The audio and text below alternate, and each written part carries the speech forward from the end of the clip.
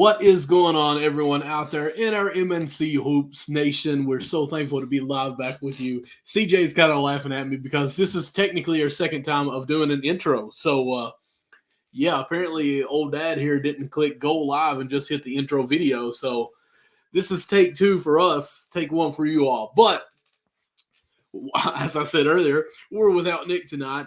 He may be able to be free and jump in here with us in a little bit. Of course, it is Monday, not usually our Sunday when we do go live. There was a little football game going on yesterday. Even my kids were involved in this because there were two teams. And I said this, sadly, it kind of disturbed me here in the house. It was either the 49ers or Taylor's boyfriend's team. And unfortunately, Taylor's boyfriend's team did win. It killed me because my oldest daughter was for Taylor's team. And I never thought that I would have a family watching all of the Super Bowl because of Taylor Swift. Well, my wife because of Usher, because she loves Usher.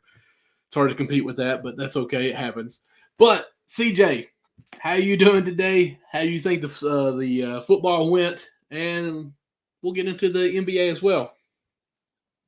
Yeah, what's going on, guys? Yeah, we didn't go live yesterday because of the Super Bowl, like Michael just said. I thought it was a good game. You know, it was a good second half. First half was a little lethargic, probably, some nerves, some jitters for both teams. But I thought that second half, it went really well. I think both teams stepped up. Kansas City's defense is really good, man. They did a great job. Their third down defense, phenomenal.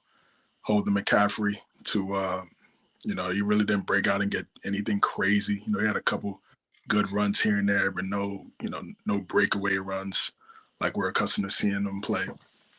It's accustomed to seeing them doing all year, offensive player of the year. So, he's special. And it kind of just made Purdy just, do what he does. He's not really, I never really viewed him as like a game changer. He's a really solid quarterback. He could always, of course, improve. But against Patrick Mahomes, you got to make some spectacular plays. You got to score touchdowns, not field goals, especially against that guy. You got to match 6. You can't get 3. You got to go get 6. And they had multiple opportunities. They had a 10-point lead at one point. They got the pick 6 to start the second half when Kansas City had the ball at the second half. So, they had their opportunities to win the game. The block PAT. Oof. So, it was, some things there that were unfortunate for them. And when you give 15 and 87 and Andy Reid multiple possessions, they're going to figure it out eventually. So that's ultimately what happened. Thrilling game, went down to the wire, last play, overtime touchdown. Patrick drove them down the field to tie it and then to win it in overtime for the game-winning touchdown. It's like, you can't really ask for anything if you're a Kansas City Chiefs fan. So congrats to the Chiefs. Pat, that's three now in 6 years. 3 Super Bowl MVPs, 2 regular season MVPs. I mean, he's on his way. To being one of the greatest. And 2 in a row as well. That's one thing that they were kind of talking about quite a bit last night is not many people can say they won 3 in a row. Pat has an opportunity already with that. One thing I want to ask you, because, that's been the talk, is if that extra point would have been made instead of blocked, they would have won. I actually think Kansas City in the fourth quarter wouldn't have went for a field goal. They were very close there to score, and I think they actually score and win in the fourth quarter if that was a made PAT. What do you think? Yeah, even in overtime, just even that first possession when they got the ball, they went empty, and I'm just like, yeah, why aren't you running the ball here? Like, you just do what got you there. They got fortunate with a holding call, which kind of eliminated that series, and then they drove down the field.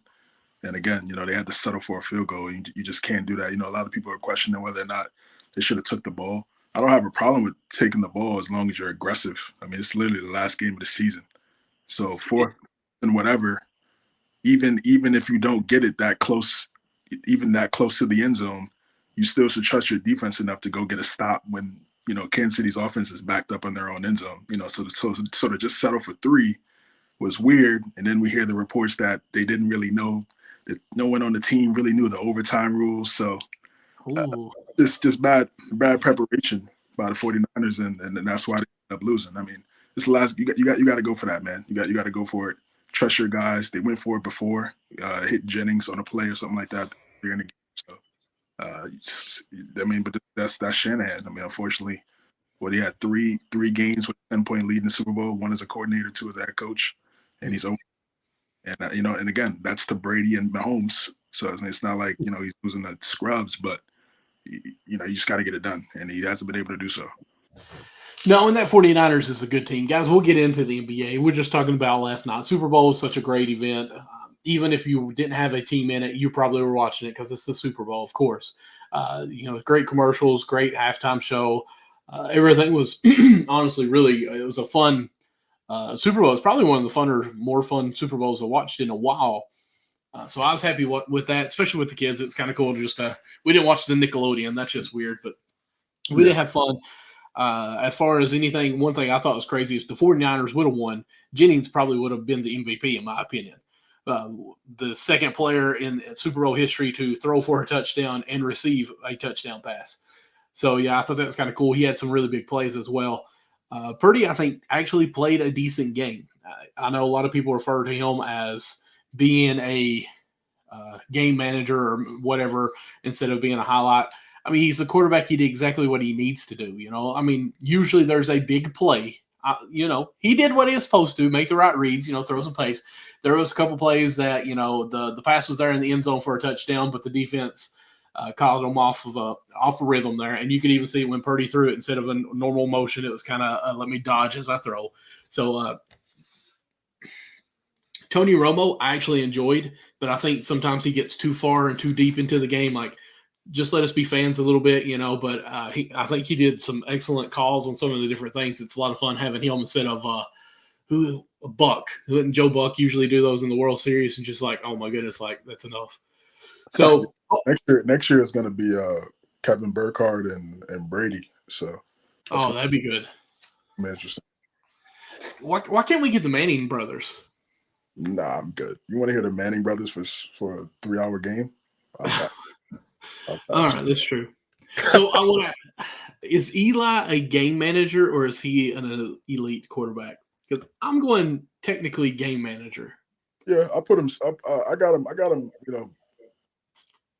Above a game manager, just by a couple notches. I mean, I watched his whole career. I mean, unfortunately, I have to, by force, they show Giant games and Jets games, right, on TV. Every game. So, watching Eli, yeah, man, like he's solid. He was solid in those two playoff runs, but after that, it's kind of just middle of the road. So that's why I put him like slightly above a game manager. But for Brock, you go back to Eli. Eli made two of the biggest throws in NFL history, right? The Manningham catch and the Tyree catch. I mean, that's kind of what you got to do against great quarterbacks. And you go through that game. Maybe the Jennings pass, which led to the touchdown, maybe. But other than that, it was nothing spectacular. It was nothing that, gave them momentum or took momentum away from Kansas City. You need things like that. And just because they run the ball and running the ball kills drives and keeps time of possession. Also big plays from your quarterback. We've seen it historically. Also, you gotta have the quarterback to extend drives. And he's good. And this is his second year in the league. So I'm not just gonna say this is what he's gonna be for the rest of his career. But right now, as it stands, to me, that's what he is. And again, he doesn't have the prototypical frame or the physical traits that look like what people think a quarterback should look like. Mm-hmm. He's done a hell of a job, all things considered. Last pick in the draft, so it's like he's not dirt, but against Mahomes, you kind of got to be extraordinary if you want to win that bowl, and it just came up short. Just is what it is. And you got to give it to the NFL, too, for, changing the script on us where it was supposed to be Ravens and 49ers, but everyone realized it. So it's like, oh, we got to throw in the Kansas City Chiefs here. So, but with that, Ravens did that by themselves, man. Guys, let's go ahead and jump in. And of course, gals, when I say guys, I mean everybody. Let's go ahead and jump into the NBA trade deadline recap. And we got a graphic here I'm going to bring up between us here. I think, actually, no. It is somewhere already. Let's see if we can do this. Oh, there we go. So here's a 2024 trade deadline for you podcasters. This would be hard to kind of go through to name everyone. CJ, I'll just kind of turn it over to you, let you take off with it here. Yeah, I mean, I'm on the phone, so it's a little tough for me to see. But yeah, obviously at the top you got Dennis Schroeder, Thaddeus Young. They got traded to the Brooklyn Nets. Xavier Tillman is a Celtic. I think that's Trey Mann. Bertans is with the Hornets. I believe that's Korkmaz, also with the Hornets. Grant Williams Also going to Charlotte along with Seth Curry. PJ Washington and Daniel Gafford are Dallas Mavericks. That was kind of one of the the bigger moves. Mm-hmm. Detroit got a whole bunch of guys. I'm not gonna go through all of them. Malachi Flynn, even that Knicks trade with Grimes, Fournier, Malachi Flynn, and a couple other guys there. I think that's the Pacers got Korkmaz. I'm sorry, that's Korkmaz in that Pacer uniform. McDermott also going back to Indiana. Watanabe going to the Grizzlies. Pat Bev going to the Bucks. Monte Morris going to the Timberwolves. You got the Pistons waiving Killian Hayes. Not sure who that is next to Dinwiddie. Morris, I think. Oh, Marcus Morris, right? Marcus Morris. I think he's about to sign with Minnesota. So I think that'd be a good fit. Bogdanovich and Burks going to New York. That was, one of the bigger moves. Gordon Hayward going to the Oklahoma City Thunder. Daniel House got moved as well. Daniel Roddy going to the Suns. Royce O'Neal going to the Suns. Is that Payne going to 76ers too? Yep, campaign going to Philadelphia as well. And yeah, just some solid moves. To me, this was the trade deadline of the role players. It wasn't going to be like last year, the big splashes as we AD and Kyrie. But this was a little bit different. This was a little bit different, man. And this was just it. Like I said, these were the role player trade deadline. I mean, most of these guys, most of the star guys, are already locked in, locked up. And they're already on good teams. Not a lot of disgruntled players, star players asking out halfway through the season, which I think is good. So, some of these teams, try to, acquire a couple guys to help their squad and potentially, get them to a point where they want to get further in the playoffs. Yeah, I mean, I agree with you. It's not like the all off season, like in shock all of a deadline. It's almost, I won't downplay the deadline. It's always fun just to see when a trade happens anyways. But like it was, the good teams were begging to make a trade and the bad teams were like, we're good almost. So, excuse me, it was kind of odd with that sense going on because, the Pistons, I mean, they picked up 5 people in the trade and they cut one completely. But at the same time, let's see here. Portland didn't really do too much. I'm happy to see the Hornets doing something, but some of these lower market, I won't say lower market, but lower level record wise were kind of quiet. Like Washington could have made some noise as far as getting rid of our 28 points per game. Sorry, can't think who it is. Just the Hooks, the only thing popped in my head. But Washington went from Golden State. Washington going from Golden State? You mean PJ Washington? No. He went from Golden State to Washington last year. Knocked out by Draymond. Can't even think of him. I see him. Right. Poole. There we go. All I could think was Hook. Oh. But, I just felt like Washington could possibly just, unloaded everyone really and just go straight rebuild. But, I don't know. I thought more would happen. But there was a lot of these role players, like you said. You made wonderful sense of saying that it's role play deadline. So let me ask you this: who do you think puts themselves as a team in the best position now, moving after the deadline? Well, looking at the teams that made moves, obviously you got to look at the Knicks. I mean, they obviously, to me, won the trade deadline. With the 2 players they acquired, and Bogdanovich and Alec Burks. two players that have a lot of talent. You know, Mm-hmm. two veteran guys, playoff experience for both guys that were just on a terrible team. So, you know, now they're on a squad where they're gonna have an opportunity to win. And you know, win what we'll see. But they're on a quality squad. And I think Bogdanovich is a really good player. He's always been a solid player. When he's with the Pacers, and he went to the Jazz, and then, you know, obviously, you know, those couple years with Detroit, averaging 20 points, shooting 40% from three. Alec Burks also shooting 40% from three.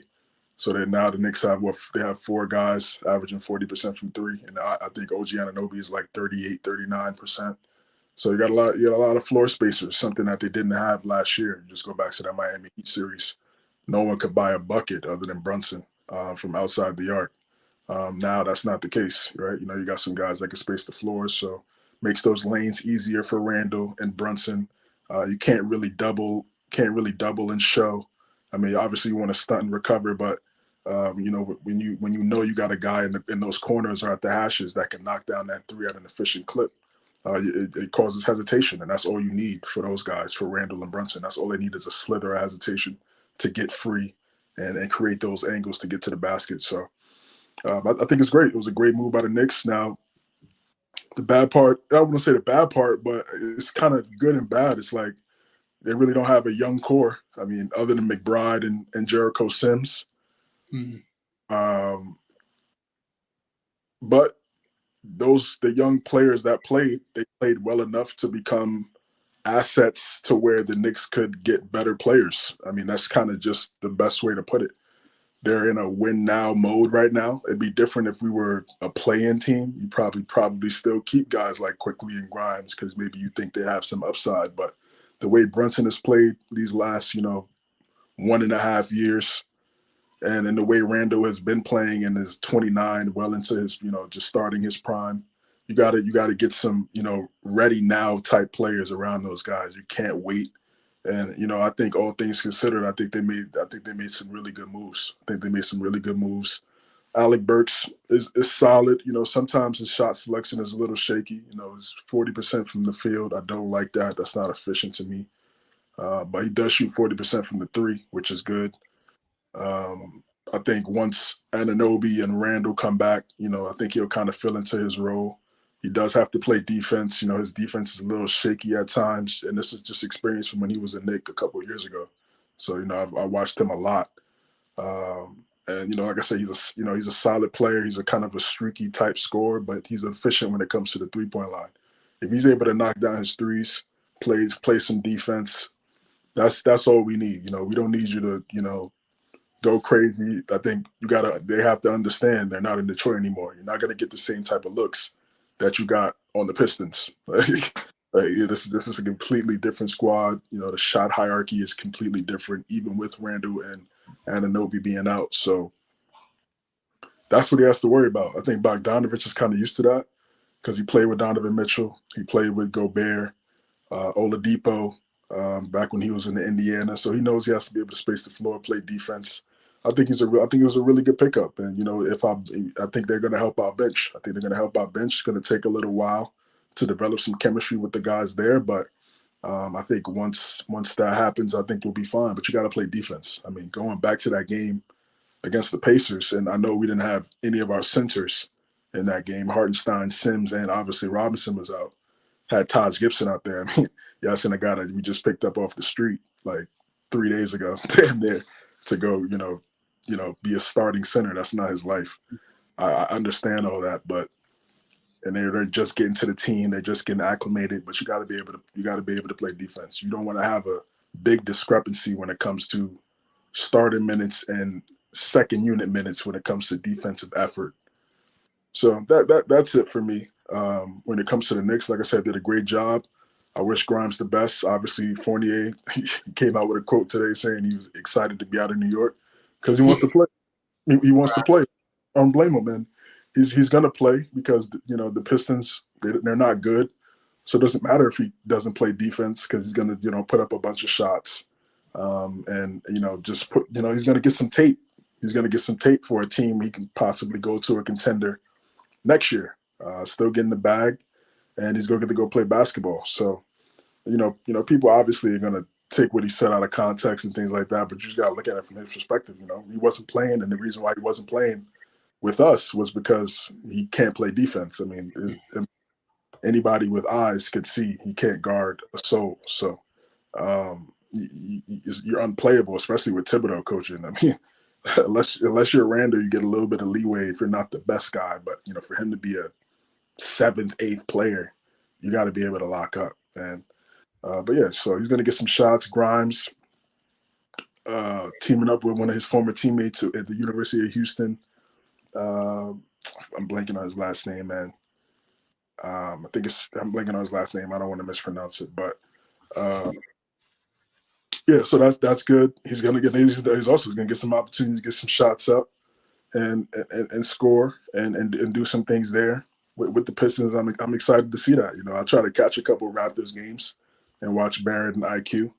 Plan on doing the same thing for Grimes. Once a Nick, always a Nick. That's obviously the Nick mantra, Nick fan mantra. And like I said, I wish those guys the best. But right now for this team, we need some ready now players, and that's exactly what Bogdanovich are. Yeah, and I actually like that too because for the Knicks, anyways, I think that it's a perfect time for them. Like for themselves, yes, they need to make that move and go on with it right now. Let's just be honest; this is the best team they had in probably a decade, really. And Yes. With Joel Embiid being out for at least what are they saying, like 6 maybe more weeks or whatnot, that puts Philadelphia moving back in the rankings. Going to lose a lot of games that they would have won with him. I mean, yes, they're trying to make some different trades, and I think their trades are more for next year. Hopefully, they can stay afloat still and then put it together during the playoffs.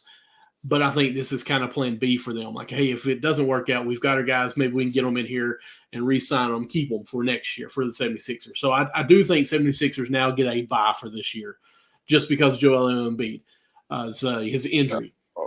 It depends on how far. Let me at least say that. At least it depends on how far they go. But I think there's at least an asterisk saying, okay, well, if they didn't make it to the Eastern Conference Finals this year, well, there's an injury. He's not 100% healthy. So that's where I say that there's a bye. Now, because here's my point, though, is the Knicks, I think, is going in all in now because of this with the Philly, too. It's not just the Knicks. They're looking broader.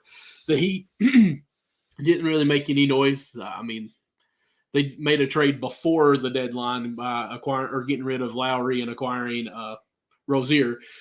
But really, that's basically it in a nutshell for the Heat. So, I mean, they're still right there. I mean, they're always a contender. The Boston added, the Bucks didn't really do anything, and 76ers are injured. So, I mean, I think it moves the Knicks right up there in that top 3. I'll say maybe 4 because Cleveland's playing phenomenal, but their strength of schedule has been pretty weak. So, I think it's a great move for the Knicks to buy in for it right now for sure. So, that's what I just kind of want to say because Philly is hurting big time right now. But I want to hear what you want to say about a buy here. Yeah, listen, if Embiid comes back and he's 100%, and he obviously not going to. I shouldn't say 100%, but close to it, right? I mean, you come back from an injury, you're not going to be 100%, but it's no excuse. To me, it's no excuse. He's out there, man. If he's 90%, listen, man, he needs to go out there and play well.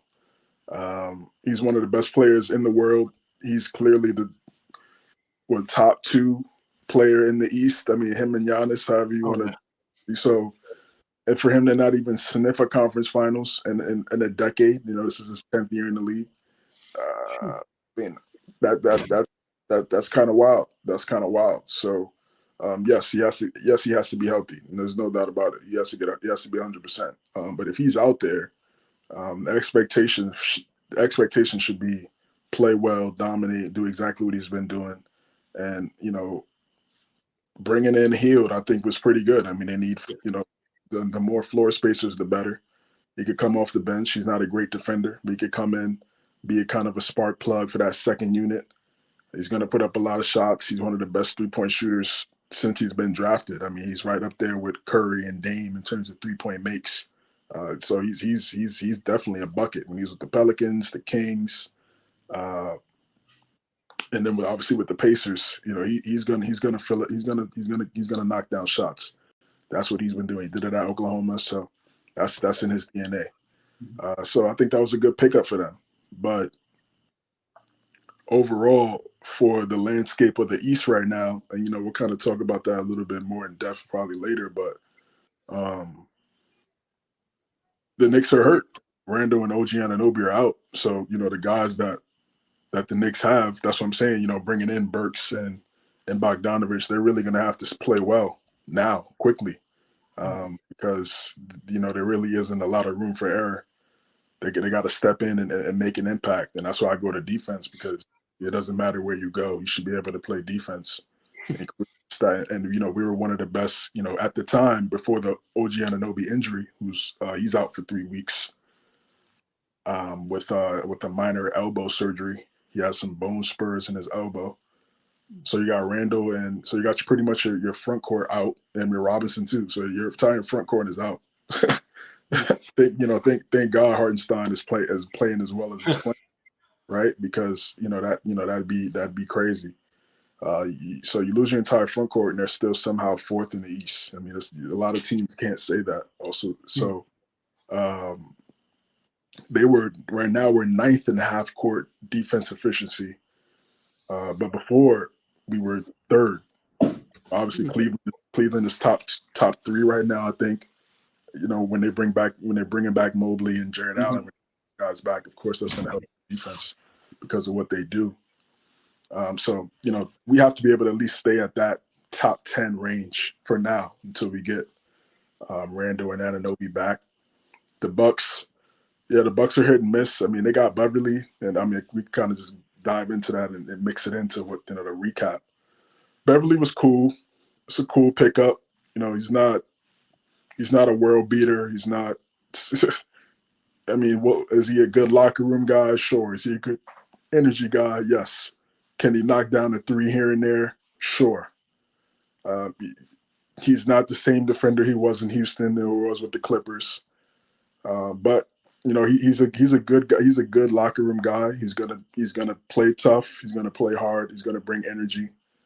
But is that a move that's going to significantly improve their defense on the perimeter? I don't think so. Yes, he's been coached by Doc Rivers, so he knows that voice. He knows what is expected from a guy from Doc Rivers. All of that is great, but you know, I just don't know how much. You know, it's a solid move, but is it a game breaking move? I don't think so. It's still going to come down to guys like Lillard and Malik Beasley. I mean, they're still very small in their backcourt, and they don't play great defense. Now you're asking Middleton, someone with, you know, has had some knee issues over the last 2 years, to guard the opposing team's best player.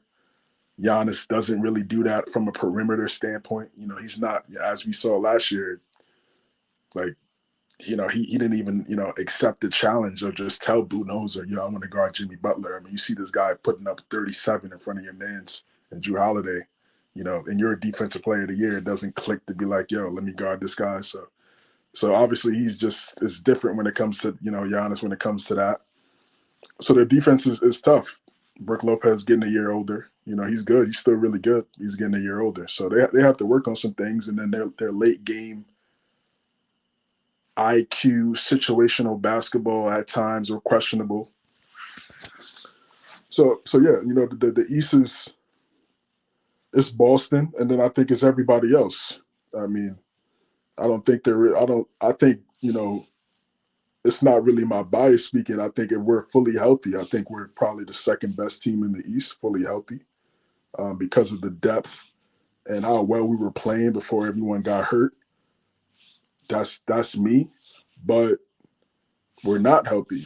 So, you know, I'm not gonna sit here and say that right now. We gotta wait and see until we get those guys back. That's probably a week after a week, probably not next week, but probably the week after. You hope you get good, you know, Knicks fans hope they get good news from, you know, Randall's shoulder and OG's elbow. Cavs, I mean, it's just like, I know we say this, I mean, we kind of always say the same things on the show, but it's going to come down to Mobley, man. It just is. It just is. It's going to come down to Mobley. Just like I was saying, same thing about the Knicks. It's going to come down to Randall, because you look at the three best players in the East. They're front court players: Embiid, Giannis, Tatum. So you got to have a front court player that can offset what they do. As great as Donovan Mitchell is, he's not guarding those three guys I just mentioned. He's not. Can he score to where he can offset what they do offensively? Yes, of course. He's one of the greatest scorers we've seen, right, at that position. But they need Mobley, man. They need Mobley to really be exceptional in the playoffs. He has to be if they want to get as far as if they want to get out the first round this year. And what's crazy, if you don't mind, just kind of chiming in, is Cavaliers right now are third best in the East. That's probably like if we did like at least the power ranking. I don't know as far as record. I'm sure they are as well if they're playing, if not two. But it's only been really Donovan Mitchell. Like, Mobley's been out for quite a bit. And like, that's one thing that worries me about them is I know, I did the whole reel last year about their defense and how much they pride themselves on defense too. But most teams, like you were alluding to, have a big or a good front court player that's that Robin or Batman 2.0, whoever. But this Cleveland team, as of right now, has only been one superstar with a lot of role players playing well. Can Cleveland maintain? And that's why I really think the Mobley thing is even more pivotal for him to play well, is he's got to be that two for the big, like the number two option, dominant superstar player for this team if they continue to have a playoff run. Yeah, definitely. Garland and Mobley, they're gonna have to play. And then that I still look at that small forward spot. Sam Merrill's done a great job at he's a sniper, man. He's a sniper. You're always gonna get one of those. I feel like that is what they needed. Karis LeVert, it's kind of hot and cold, right? That's kind of what he's been in his career. Isaac Okoro, solid defender, not a great floor spacer. Max Strus, same, similar to Sam Merrill, sniper, could put the ball on the floor a little bit, but you kind of know what you're going to get from him. Are they a good regular season team?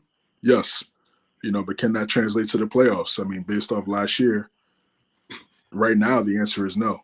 Can things change? Of course, but that's why I said it's going to come down to Evan Mobley, man. He's going to have to be exceptional in one or two playoff series, because if you're just heavily relying on Garland, and yes, Garland and Mitchell could go crazy in the playoff series and win you a series, no doubt. But I look at it from like, can Mobley average 18 and 11? Is that too much to ask for a top 3 pick? It's crazy how 18 and 11 is like, some people think you're asking for too much, but it's like, bro, you're a top 3 pick in the draft. Like, figure it out. Yeah. And even with this team, like 18 and 11, that's not too bad. I'm trying to go real quick, and I know we'll get into this later, but for our topic at the moment, I want to see where they are ranked. So they're second right now. They're 2 games above the Bucks. Right. So technically, if a playoff happened today, you have the number 2 seed that would be playing technically the 7th seed of whoever it would be in their play-ins. Right.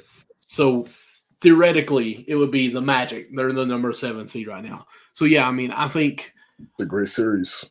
That would be probably a 6-game series, but I do think Mitchell and Garland can win that series. The only thing is the Magic, I think, would be interesting because they're too young and dumb to realize that they're not supposed to be, good, and that would work to their advantage. But also a number 8 right now would be Miami. So, of course, that could be the upset, and they play the 7th seed in the play-in, that whole 9 yards there. So that 2nd seed could be a little scary to be in. Like, would you rather face Magic or the Heat at that 2 spot, or be in the 3rd spot and play right now the 6th seed, which is the Pacers, which would Uh, be the Bucks and I mean, Pacers. That'd well, be as good great. as they're playing, they shouldn't fear anybody, right? True. Like, they're 17-1 in their last 18 games. That's crazy Like, too. yeah, so I mean, they shouldn't see anybody as a obviously yes, there's threats, and we know the playoff Jimmy narrative is all as well and alive, Mhm. right? But Donovan Mitchell's gone off in playoff series as well, so um, I think Cavs and the Magic, that's a hell of a series. I can see that. I can see that going 7. Whew.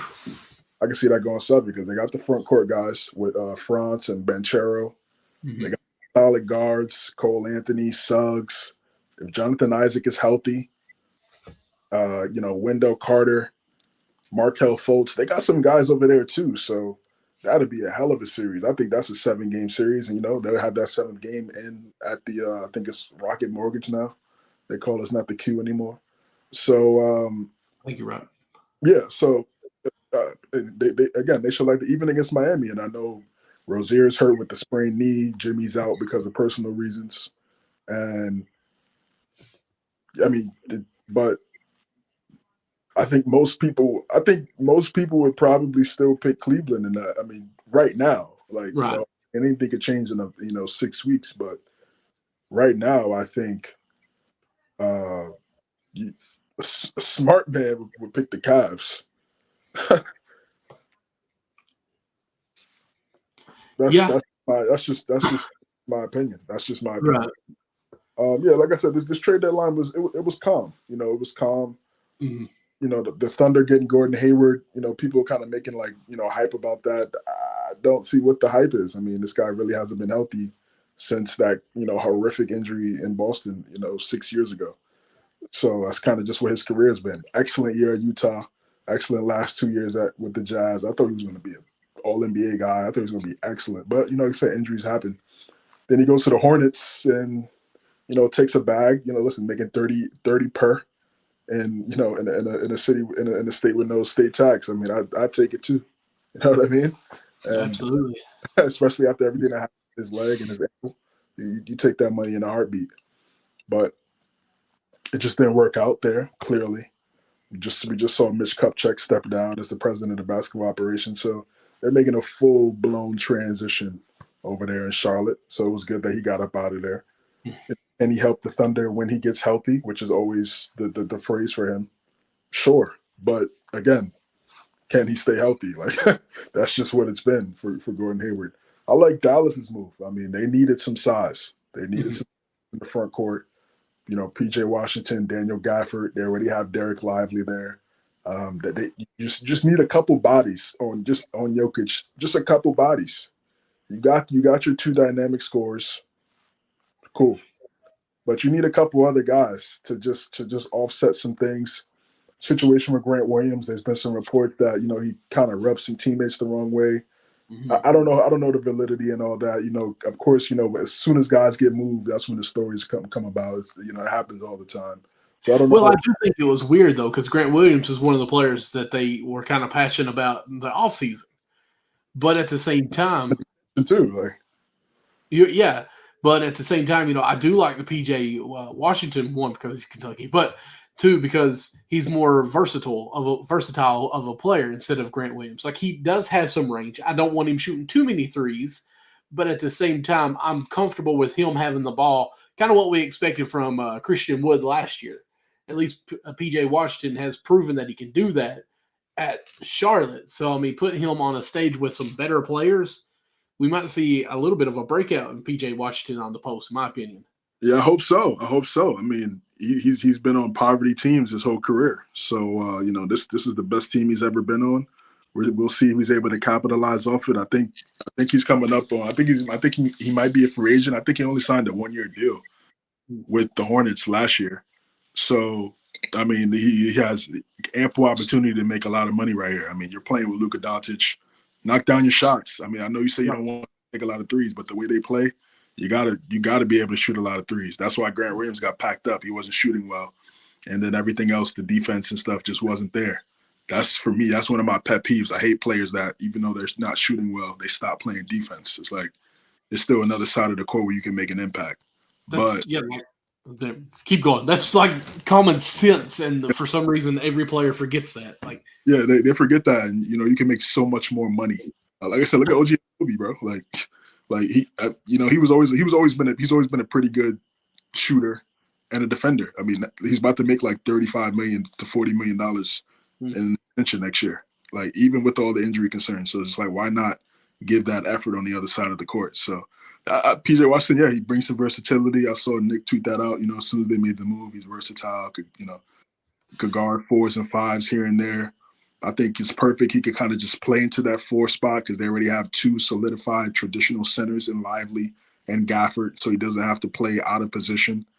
So I think it's a great move. That's really up to him. What does he want to do? I mean, do you want to be a guy that, could be a solid piece next to Kyrie and Luka for the next 3 to 4 years?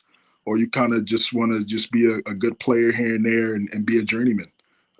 Honestly, watching him in college, I think that's the best move for him right now. Like to be there, like he's going to be on fire for this. Let's go to work on this. Like he's a workhorse, so I think it'll pay out well for them making this move. That's really all we can say about that. I don't think he's one of those that'll be like, oh, I'm on this team now. I'm going to make some money. I think he's there to win now. That's good. And I hope he plays well. I mean, he just had like a 43-point game like last week or something like 10 days ago. Mm-hmm. So the upside is there. It's always been there. But, when you're playing for a poverty franchise, you kind of lose your morale, kind of lose your motivation, to kind of go out there and play well. So that's clearly not the case right now. I think the Mavs are top 6, I believe. So, I think so. Yeah, and then again, I like the Gafford move. So now you have 3 centers, and you have 2 centers that could come in there, and then you could sprinkle in Kleber here and there because he's a floor spacing 5. Now you're not asking him to play a bunch of minutes at the 5 where that's not really what he is. Yes, you have some mismatches here and there when he's out there, but the pros and cons, I think, are the cons are much higher or way more when he's out there as opposed to someone like, again, Lively and Gafford, and Lively's had some injuries in there. So I think it's great to have a secondary guy in there for Daniel Gafford. So I think the Knicks, the Mavericks, I think they really did a great job in just improving their team. That's one East Coast, that's one West Coast. So that's good. Yeah. Do we want to go ahead and go into the top players in the buyout? Yeah, let's do that. Okay. I don't think we have a graphic for that. No, we got the article I sent you, right? Yes. Yeah. Oh, you want me to pull that up? Yeah, we can pull that up, yeah. Okay. Hold up. That's on my phone. Oh, okay. No, all right. Let's see here. If you give me a second, at least. Oh, it's on NBA.com. Okay. Just give me a second. Yeah. Just NBA.com buyout. It should be the first article here. Yeah.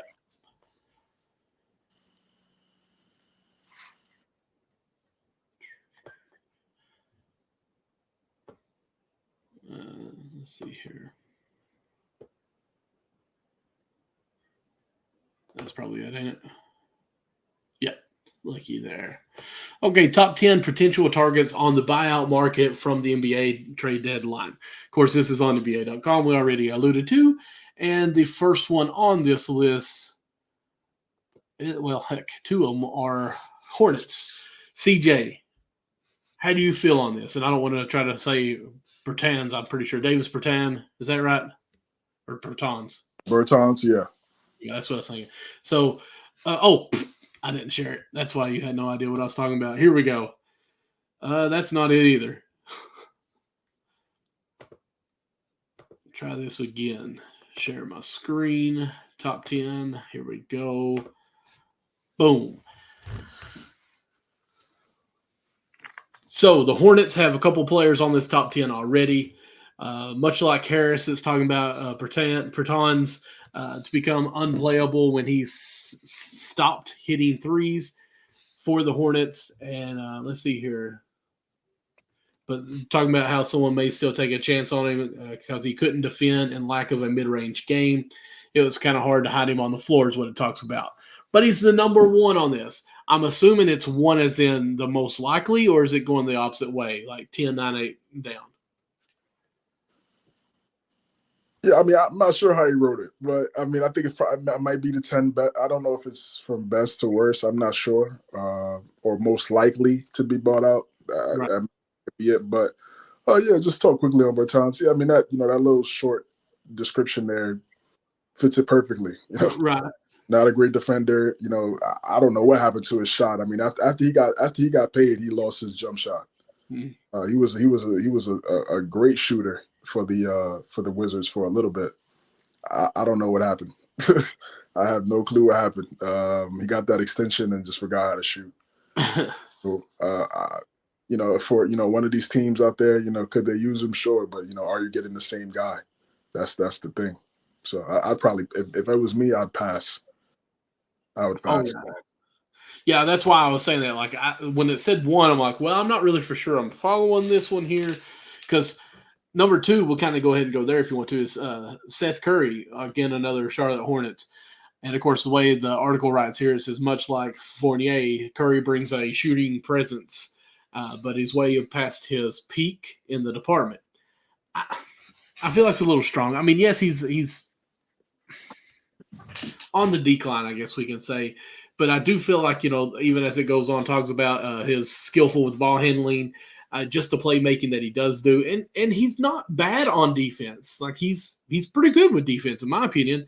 So I like Seth Curry being a bought out person here, or at least an option that could go on a potential team and put him over him. Honestly, I wouldn't mind a reunion with Mavericks since they're making some moves here. But how do you feel about Seth Curry? We didn't say where Davis may go, but we don't really care too much on that one. What are some options are you thinking about with Curry here? Well, yeah, he was just on the Mavericks, right? That was the trade, I believe. That's true. Well, I guess I was talking about he was on there the first time when he had a good run. But you're right. He was just on there and traded away. So obviously he's not going to be bought back. Yeah. So, he's good. He's good. He can score here and there, solid mid range. He is a good shooter. I mean, it's in his blood, right? As we know, Curry. Yeah, he could be a solid piece off the bench here and there. But that's kind of just what he's been, outside of that first stint in Dallas, right? You just talked about. Right. He's kind of been a guy that's been on multiple teams. He's not the best defender. But he's okay, right? Like, I mean, you agree with me. I mean, he's better than Dame. I wouldn't go that far. Again, I mean, to me, it's like there's a reason why you're on a bunch of teams. Like, it's a reason why you're on a bunch of teams. I mean, like, you can look at that as a good thing. Like, a lot of teams want you, but then you could also look at it as like potential, but not enough yet.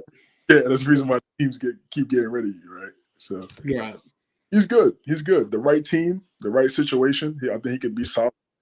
But we can say that for Dallas. Like, he was just on the Mavericks team, right situation, and they packed him up. So I don't know. I think he should stay in Charlotte. I mean, he's from there. His dad does the commentary. That was a little nice. That was a nice call that he did the other night, making the call for his son. He's wearing the 30 like his pops. I think it's a nice little story for a team like that. I think he should stay. I think he should stay with the Hornets. I kind of want him to be bought out and go to the Suns.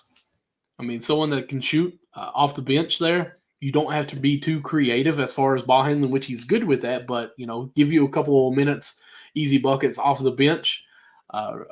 Eric Gordon's not happy too much there, it seems like. I mean, I don't think they're getting rid of him or anything, but still, like, to have him on the team, to play some defense, to be able to set up and shoot, which he's pretty good at that.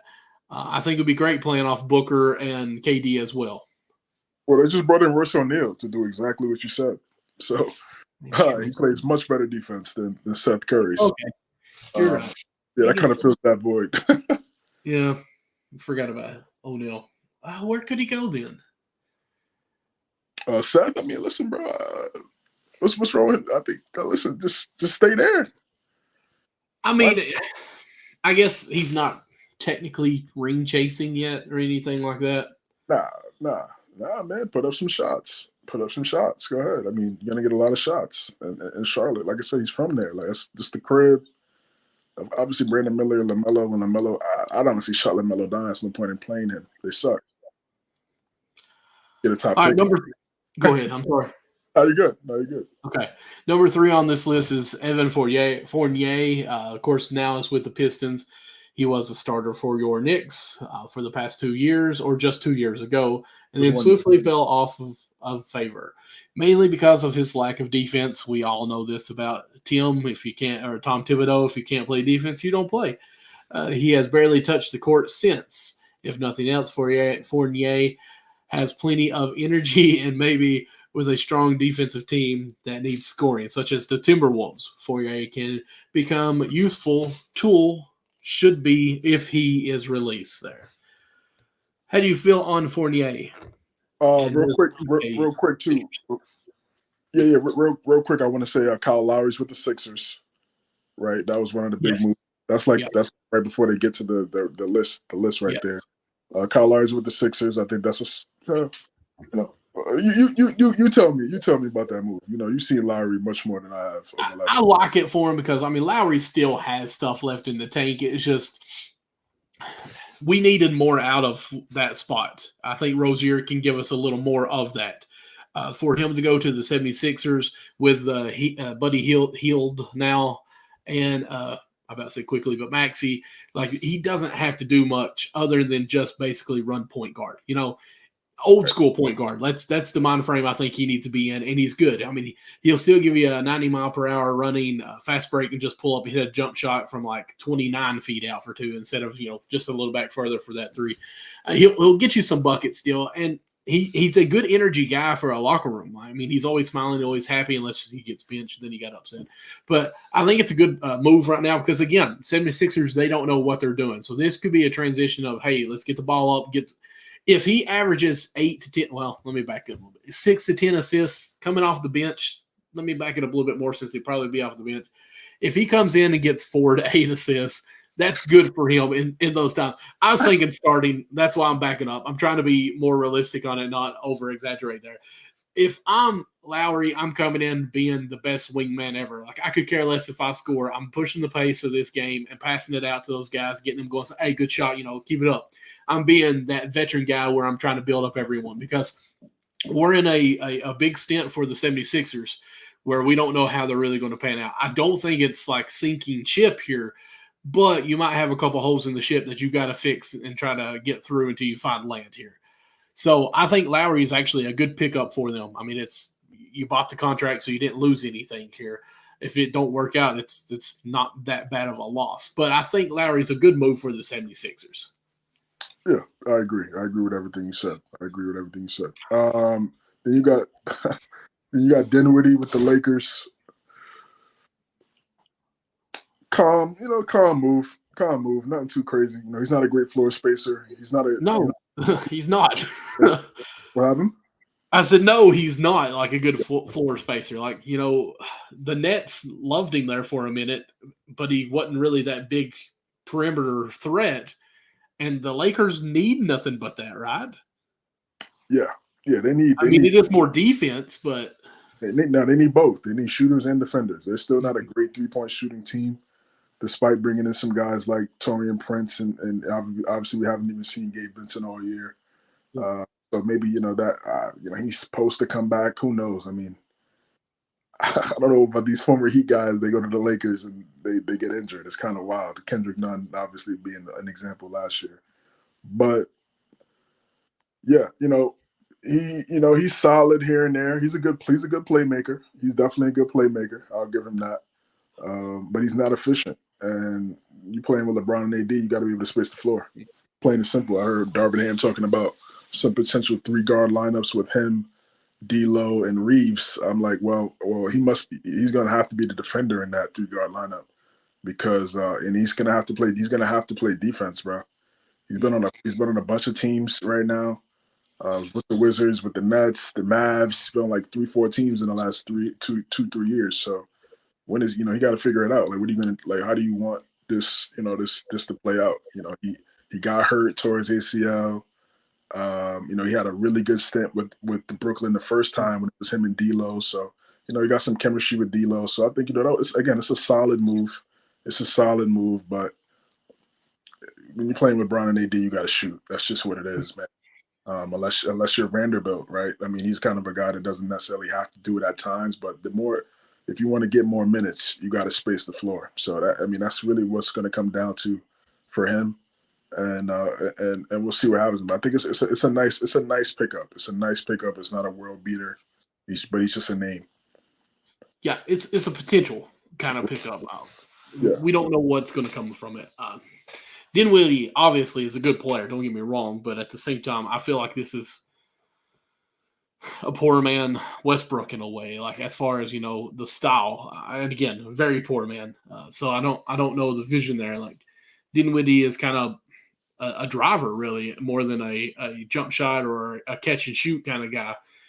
So I don't know what the vision is going on with that. So I'll sit back and I'll watch from the stands and critique it, So I'm not going to down it, because Dinwiddie could be that guy that says, "Hey, I know my role for this team. Let's go with it, and I'll play the defense, and we're good." So we'll see.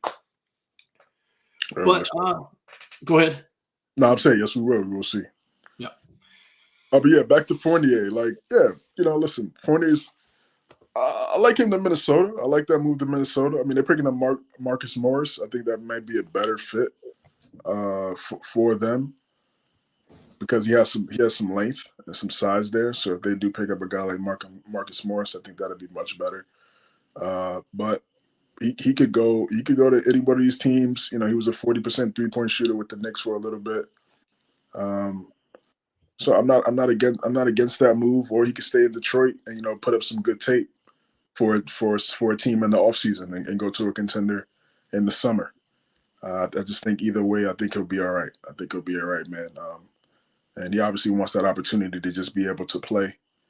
Thinking about some teams, again, I don't want to say Phoenix, because again, Phoenix, you guys have enough shooter. Grayson Allen is like, he's like shooting like 46% from three right now. KD shooting 45% from three. Like you have enough shooters. You need more defenders out there. So I don't want to say Phoenix. Could Golden State use him as like a spark plug off the bench? Okay, sure. Yeah, I mean that's probably thinking about some teams in the East. Could go back to the Celtics. Mm-hmm. Could definitely go back. They need some depth. He played all right there when he was a Celtic. He was solid there. So there's a couple teams you could go to that could use some depth, and they could kind of hide him on defense because they have some better players at different positions. Yeah, I agree with you. I think Celtics would be a good fit. I don't know what his goal is here, because he's been riding the pine for so long right now. I think he'd want to go to a team that he might be able to make noise immediately, maybe not so much bench, or at least 6-man off of that bench or something. So I don't know if the Celtics will be the place for him just for that. I know you might think I'm crazy on this one, but I wouldn't mind seeing him going to Orlando. A lot of young guys, and just, the up and down that they're playing, and let this veteran come in and say, "All right, guys, like, let me play with you all. I'll be the knockdown guy, and we'll kind of ride this thing as far as we can." I think it'd be interesting. I could even see possibly, if he wanted to be a ring contender, take back some more minutes, of course, but just be a good guy who can knock down some shots, play some defense too, which we know Fournier, that's why he's not with Knicks, because he don't play the defense. But I think he could hide with the Cavaliers. I think that might be a good pick for him, a pickup on that as well, the buyout there. So that's a place that I could possibly see him going as well. Moving on down this list here. Let's see here. Did I click the right one? Here we go. This guy has went everywhere. Gallinari, his injuries, his age, 35 years old. So at the point, he's only effective in small spurts and with limited playing time still after being released from Detroit.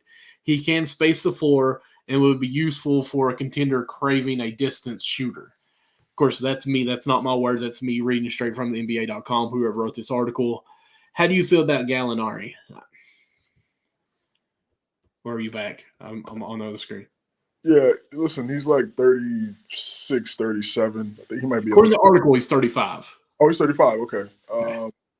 Makes a big difference. Yeah, but he has knee issues. So I know. I was being sarcastic. It makes no issues. This dude is almost done. Yeah, and he's kind of just a name at this point. Mm-hmm. So it's not much to really say. I don't think he'd be a significant piece for any playoff contending team just because of the health concerns. To me, he could be a good piece. It depends on how much money he's expecting after the buyout. The name speaks millions. The place speaks thousands. So let's just be honest and call it what it is. Like, okay, you're going to have to take a big cut in order to be on a contending team where you could help out. Now, again, spurts. Okay, I agree. I think he could have some short spurts, but is the value of the money that you're paying on those spurts really going to pay off? So that's my thing. Like a 5 minute a game where he actually scores 4 points, or let's just say, hey, put in a bench player and maybe one of our roles picks up and has a couple buckets that we're not really expecting. I would probably go that route unless Gallinari took a big pay cut on the buyout, obviously buying out whatever it goes on there. So, yeah, I'm with you. It's more of a big name more than anything. That's about it for him. Now, Joe Harris, another free agent. At one point, before all the injuries, he was one of the game's most dependable long-range shooter.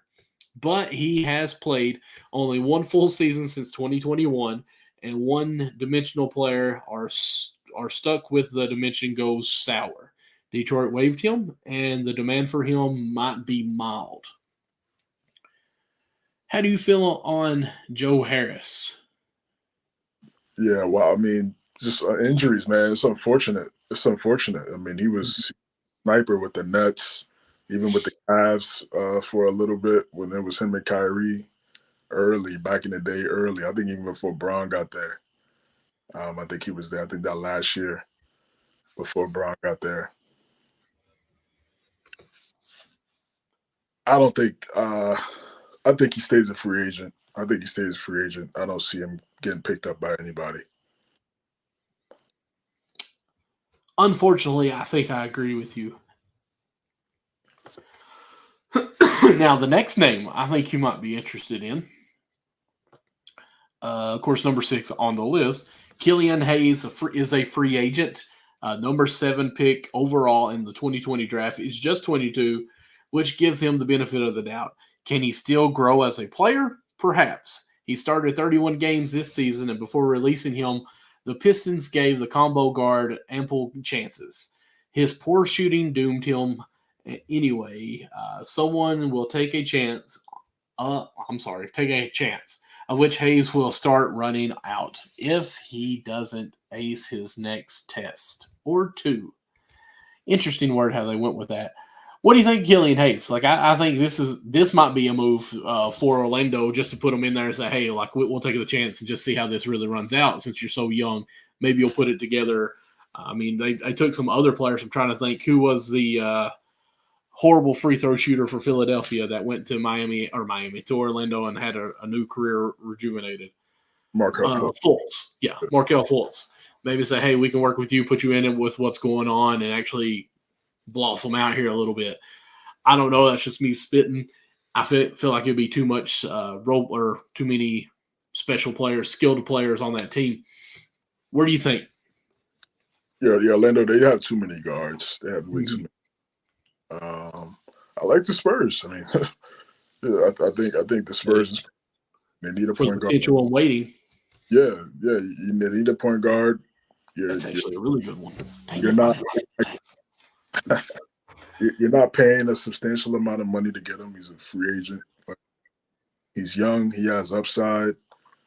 Wembanyama's going crazy right now. Like as we speak, I think he might get a quad dub before the season is over. But Yeah, they need a guy that could kind of take some of the pressure off of well, not yeah, just make plays easier for Victor, right? I think he could be that if he wants to, or he could go overseas and kind of get some good tape in. He's still a young player, and they got scouts, they got NBA scouts overseas all the time, and if he does play well for like a year or two or whatever, he could easily come back. I mean, we've seen it plenty of times. J.R. Smith, the list goes on and on. Guys go play overseas, or yeah, guys go play in Europe, other places, come back, league picks them up. So Well, he's 22. Like technically, he's still not a senior in college. yeah, yeah. So he's still young. He's still young, but it's just a lot of expectations from him, right? Mhm. Seventh pick in the draft in 2020, and here we are 4 years later. He got waived. Like, that's not necessarily the best situation. And then what they draft two pretty much point guards while you're still there. Like, so it doesn't look great, but we've seen guys go to different teams and then excel. So it's up to him. It's up to his mindset, what he wants to do. I think a team like the Spurs should definitely take a chance on him. Why not? What else? Like, what they suck. So why not? It's true. So why not see if you could why not see if you may have something there? Again, they're both from France. They got French ties. I don't know how, you know, I don't know if he knows Wimby. I'm pretty sure I'm pretty sure. I mean, I'm just as a guess. This is not, a fact. But I mean, them being in France and them being, close in age by just a couple years, I'm sure Oh, they've yeah. AU brackets and things like that. So I think the Spurs should take a chance on him. What else do they have to lose? Yeah, I agree with you. Like the Spurs is probably the top answer there. Like you're already what they've maybe won 10 games, so you go to a better team of like 2 wins. Like it's still the same format for them, but at the same time, there's more potential with this Spurs team, and this guy, Coach Pop, who's taken international players and made a dynasty. Sorry, Nick, you're not here, so you can't find me on this. A dynasty of the Spurs for years. So I mean, yeah, if you let's be honest, if you had a chance right now in your career of NBA on 2K, would you not want Coach Pop to coach you? Like if you could pick anyone in the NBA right now, Pop's on the list, Spoles is on the list. I know you love Ty Lue, he's on the list, but I mean any of those would be great. So if you could go to play with the upcoming generational player that the NBA has promoted so much in Wimby, go play for Popovich as well. Would you not say, "Hey, yeah, let's try this and let's get at it"? I Absolutely. would. And Pop is familiar with international players, so he coached one of the greatest French players of all time. So I think he's probably the best player from France. So, and Tony Parker. Now, another team that I think would be interested or should be interested is Golden State Warriors. I mean, he's a young player, seventh overall. There's the potential there. You ain't got much future on the back gates of this dynasty that's moving out. This could be a guy that comes in, sees how the system runs. Steph Curry take him under the wing, say, "Hey, listen, this is how we do it here. This is what goes on. This is kind of leader that you should be. This is the work ethics that you should have to be a star in the NBA." And watch him grow that way. Like I think that would be a good pickup for them. I like Golden State too. I mean, they just got rid of the guy coming up next in Corey Joseph. So uh, It's maybe, true. maybe they want to go young. I like the rookie that they drafted, Podeksky. Mm-hmm. Uh, he's been playing pretty well, and probably his play is probably the reason why they got rid of Corey Joseph. So I don't know if they want to go back to that route. GP2 should be coming back, so it might be that. So it's a possibility, and all the things you brought up make a lot of sense. So yeah, I mean, he has. I mean, I think it's really Spurs, maybe like two other teams, or I would go back overseas. What do you think about Oklahoma? No, I don't think so. Because Don Wallace has been playing pretty well. I mean, he's a really good player for them off the bench. They kind of want to develop him. Uh, they need OKC. They don't need more guards. They need more big guys. right? So I mean, like, yeah, could he help them in some aspects? Sure, but I don't think that'd be a good move for him. I don't think it'd be a good move for him. I think again, like I said, Spurs is perfect, bro. Like if you can't beat out Trey, I mean, and Trey Jones is good, but if you can't at He's least, been back up. I should say, yeah, but he's starting right now. But I'm saying, like, if you Right.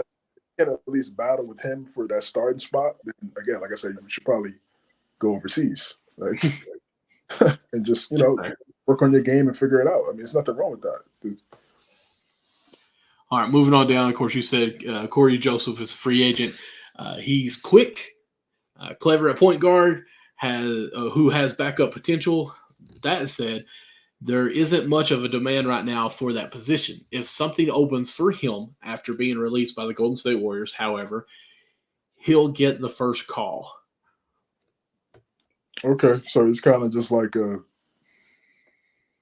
safety. If they don't go, oh hey, are you still available? Great. And we don't gotta. I mean, we could kind of just skim through 8 through 10. We don't gotta do that for everybody else. But I can see Miami Heat for him. Basically, what we wanted Kyle Lowry for. Yeah, sure. I could. Yeah, definitely makes a lot. I was gonna say the Raptors could go back home. I mean, he was a Raptor before. Yeah. But yeah, I think Miami would be great. I think it'd be great. That's a great spot. I don't see any other fit that makes a lot of sense other than like a rebuilding team. But yeah, that's a perfect spot to me. I can't even say this next one, so I'll scroll down and I'll let you take over that one. Korkmaz? Yes. Yeah, Korkmaz is kind of just like Bertans. I mean, good shooter, not a great defender. I mean, he could go anywhere, but again, not a big needle mover. Yeah, I may be the odd one out on this one, but the next name on here is Marcus Morris. I don't really think he's that much of a needle mover. Now, for the big size, if he can give you some minutes just for that second body to go against Jokic, okay, that makes a little sense where you need someone to just body him. But other than that,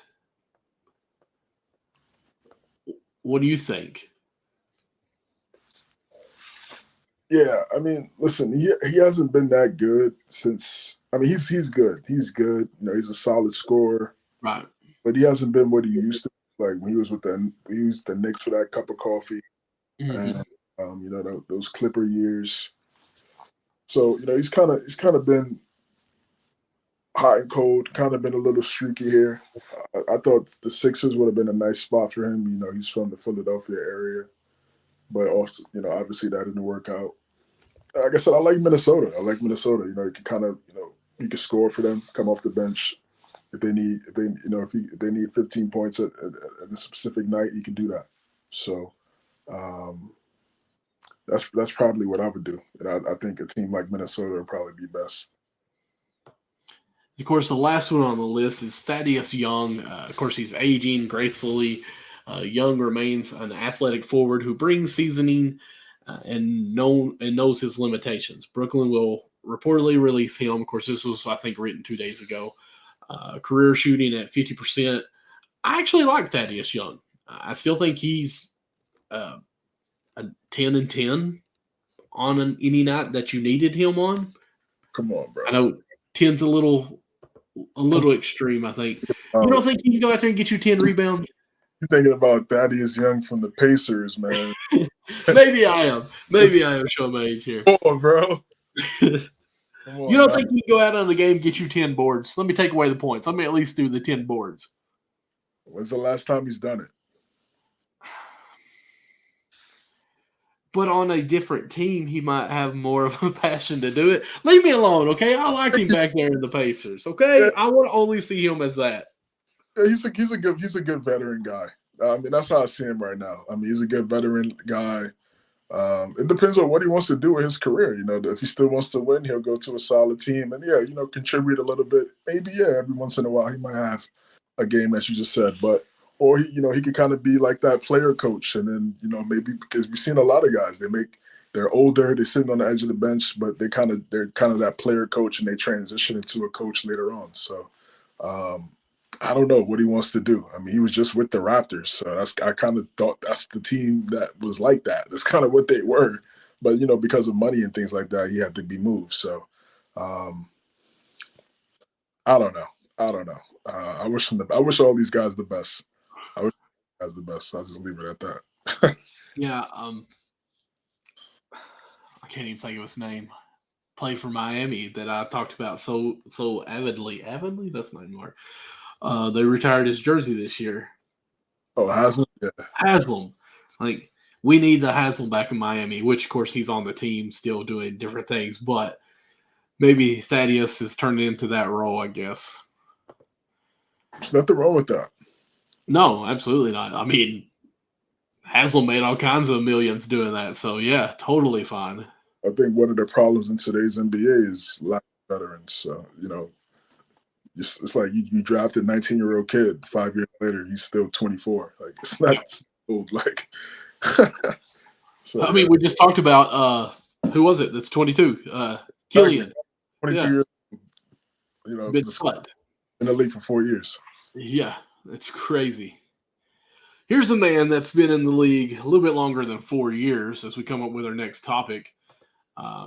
He's kind of a big deal with the NBA, I think, in the past, what his career is. As we bring up here, Kobe Bryant statue revealed. Obviously, the man deserves a statue. I'm just going to say it. I expected a little more than just this of a man standing there with the finger up. Might just be me, but you got Shaq, who is like all out in the air, dunking two hands with his knees bent up, like his patented move. Like, I was at least expecting if something like this, the jersey would be in his mouth like he would always do. Like, am I the only one that says like the creativity for this Kobe Bryant statue was kind of bland here? Yeah. So 2 things. One, this is the pose he did when he scored 81 against the Raptors. When Phil Jackson put him to the bench after he dropped 81. Mm-hmm. So I mean, it's an iconic, move, like, pose, right? I like to see the walking down half court with the fist pump or something, like. Well, this is only one of 3 statues that Kobe. That's true. Yeah, that's true. I mean, I would hope the next 2 would be the ones you're mentioning. I thought we would get the one against Phoenix, and as when he hit the game winner. That's iconic. Exactly with the jersey tug. Yeah.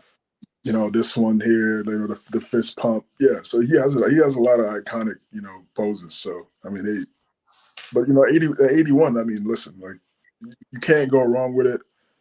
People say it doesn't really look like Kobe. It doesn't really look like him, in the face. But listen, man, like I'm not gonna sit here and nitpick, right? Obviously it's an iconic thing. He's getting 3 statues. Obviously, no other player has got 3 statues for one team. He's already got 2 jerseys retired. Clearly, the greatest Laker ever. We all know these things, but it's just a nice gesture. That I watched a little bit of the ceremony, seeing Phil Jackson, Kareem Abdul-Jabbar, Vanessa Bryant, Derek Fisher. People come in there and talk about Kobe, his legacy. Is there anyone you didn't see there? Shaq wasn't there. Shaq wasn't. Oh, dang it! You said he only was doing. He was doing TNT at the time. I feel like they could have.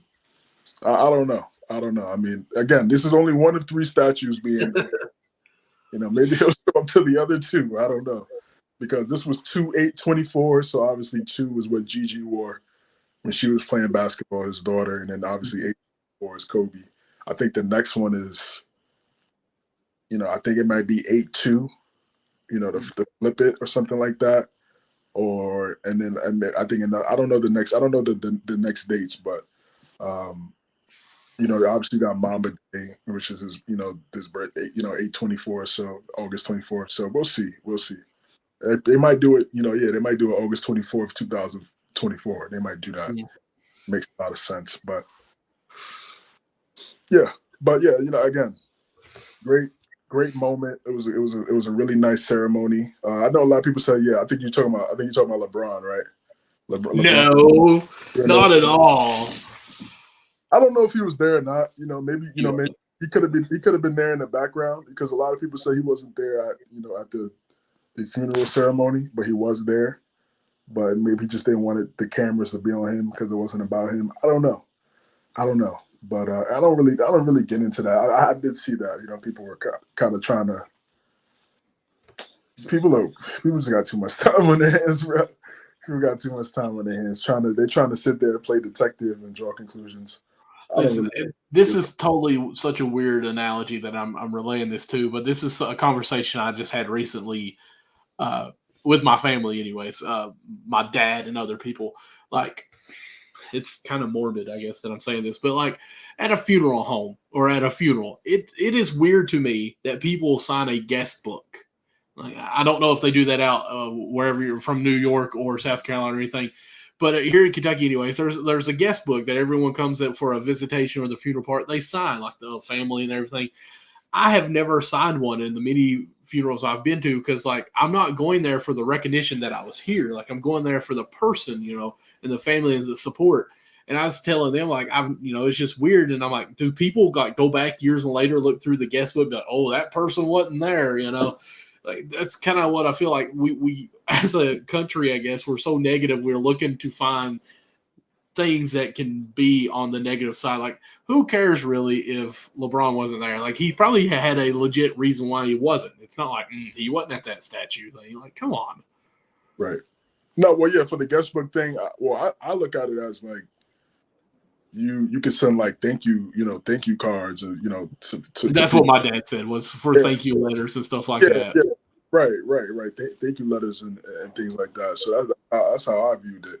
I didn't look at it. Even for me, like, you know, my situation. I may lose service. I don't know if you can hear that, but that is rain. That's a storm going on right now outside. I don't know if you can hear it on the mic. Yeah, I did hear that. Okay. I'll switch to a different topic because this is a little serious. But yeah, like I said, yeah, like, you know, what situation I had went through. Like, I looked at it. I didn't look at it like that. I just looked at it as, you know, I send people that don't thank you cards and things like that. So that's how I saw it. It's supposed to be a snowstorm in New York too, coming at 4 a.m. Really? Yeah. We're supposed to get snow, I think, tomorrow, but like, I feel like my window's about to break beside of me here and just come all in at me. But we'll move on past this, which the statue looks great. Don't get me wrong. I don't want to sound disrespectful or anything on Kobe and what's going on here. Like, it's good, but I just kind of, for the first one, and it maybe they went with the smaller stuff. That way they can build as they go on. I wanted to be wowed on number one, but I can understand that one too. Right. So let's see here. Let me pull or stop sharing my screen so I can get to the next topic. Wembanyama right now has 25, 14, and 10 blocks, 5 assists with 6 minutes left. Think you get that quad dub? He may. Playing the Raptors. He needs 5 assists in 6 minutes. If his teammates can't get that man 5 assists, man, bro, come on, man. What are y'all doing? Like, after the timeout, we got you, bro. We got you. Yeah. Pass, we shooting, dog. Like, I mean, like, are you shit? Like, this is history, bro. Rookie. Yeah. I don't even think has ever been a rookie to get a quad dub. I know one of the last people to do was David Robinson, ironically enough, a former Spur. But 10 I mean, this dude got 10 blocks with 4 minutes left. I mean, with 6 minutes left in the fourth. All he needs is 5 more assists. What if their whole team like stopped shooting? Man, I mean, if I'm his teammates, I'd even collectively, even though he might not be around, like, yeah, let's get these 5 assists, man. Yep. Let's go get the because again, you're on the team where he got the quad dub. So those 10 assists, you played a factor in one of the dubs. So that would be pretty special, even for that part of it. So we do have a clip coming up next. Let's go ahead and bring this up. Do you want to kind of maybe talk that up as I go get it?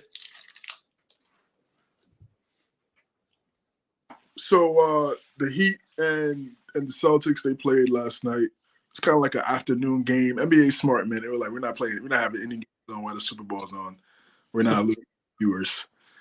Smart marketing. And it was on ABC. It was a little bit of a altercation, I should say, between Jaylen Brown and Duncan Robinson. Duncan Robinson's arm and Jaylen Brown's arm kind of got tangled up there, and the way Jaylen Brown, maneuver his body, it looked like it could have got scary. I mean, I had Olynyk, Kevin Love flashbacks of that. I think it was the Eastern Conference Finals in 2018. I mean, 2015. So it was a little scary, and Duncan Robinson felt a way about that. They had some words. I think both checks were given to both guys, and then they were chirping it up after the free throw too. So, it got a little chippy. Obviously, we know both of these teams have seen each other, multiple times over the last 5 years. So, yeah, it was interesting. It was interesting, and I know we got the clip. Here we go.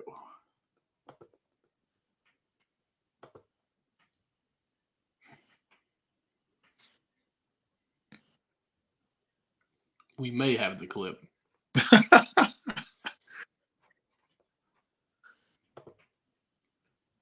Well, wonder how to restart it. Give me 1 second. Let me see what happens here. All right.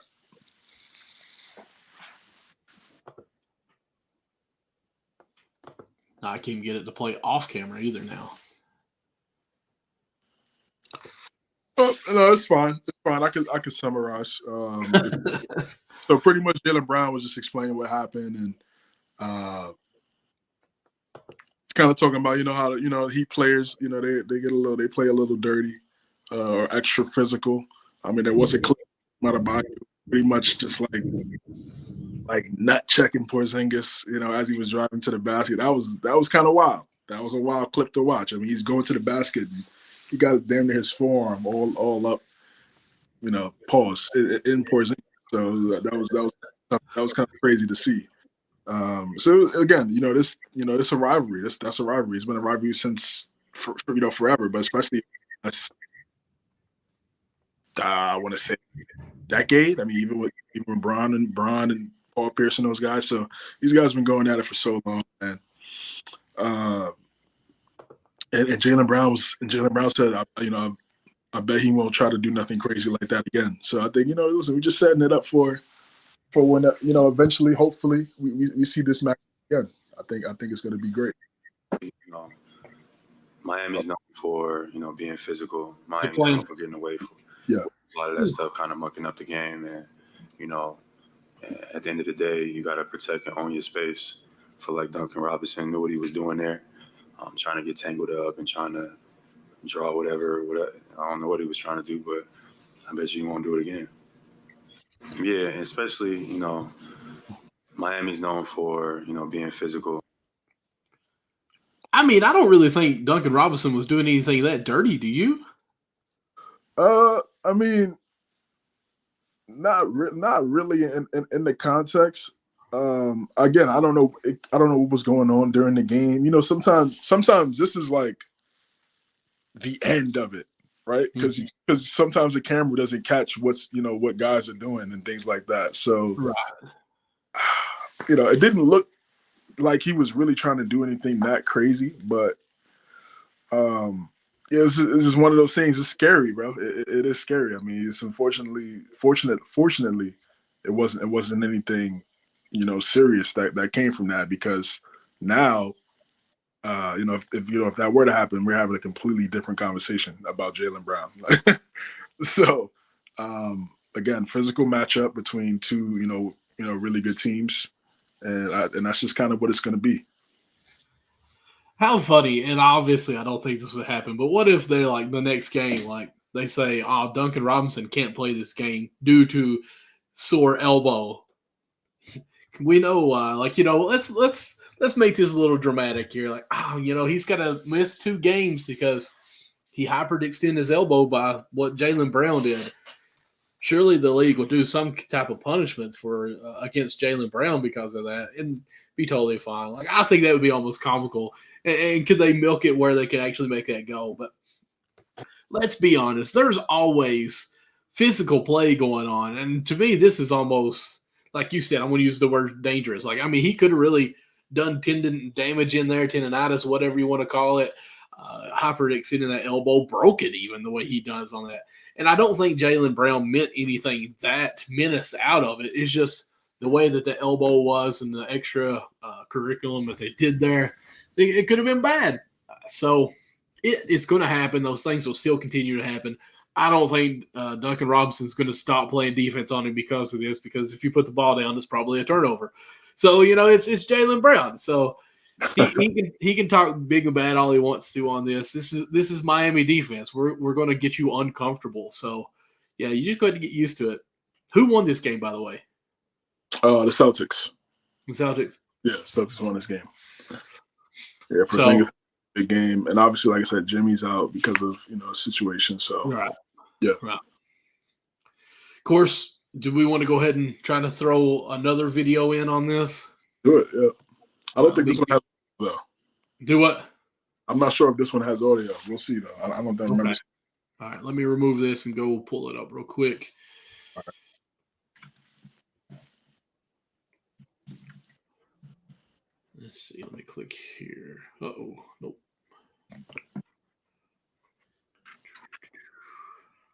All I'm saying is, CJ, I know I've done awesome with this, but I can't wait to get your laptop back. Yeah, there is audio. Okay, good. Okay, cool. Let me back it up and pause it here. All right, add it to the screen. I just want to see a different angle. There we go. All right, here we go. Can I play it from here? No, that would have been awesome. Here we go.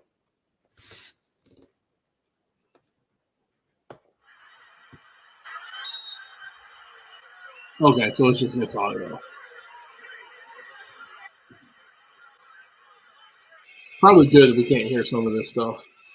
Yeah, right.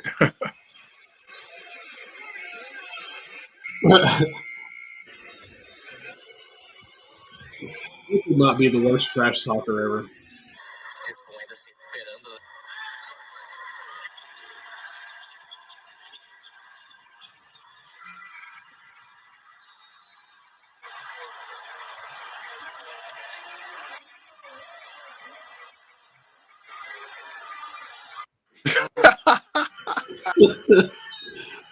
Let me just mute this. I'd rather just have it muted. We'll just let it play like that. So, good, man. Would you want to see any of the? Oh no, it just kind of reads it there. That's a replay. Yeah. Yo, man, I pray these teams match up in the playoffs, man. See it. I need to see it because of all the history. Of course, KD being a former Warrior, and period. That sells itself. But then, now the situation with Nurkic and Draymond going at it, and Draymond had a really good game in this game. Outplayed Nurkic by a mile. Nurkic had like 6 and 6. That's what I'm saying. Like you're 6'11", disgusting. But this series would be incredible, man. Absolutely incredible. Drama. Period. Drama. Yeah, like drama. And it was a their lives drama. Yeah, exactly. Yeah, this was a great game too. Went down to the wire. Steph had a game-winning 3 at the end with like 0.6 left. And then obviously we saw the clip of Draymond being animated, getting the KD, which that was a foul. Like let's just be honest here. But listen,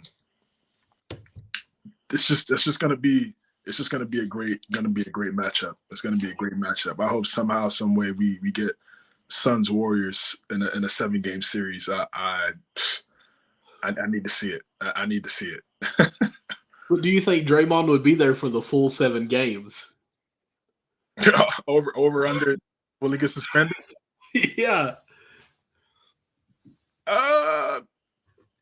Yes, the answer is yes. He's going to be out 1 game for sure.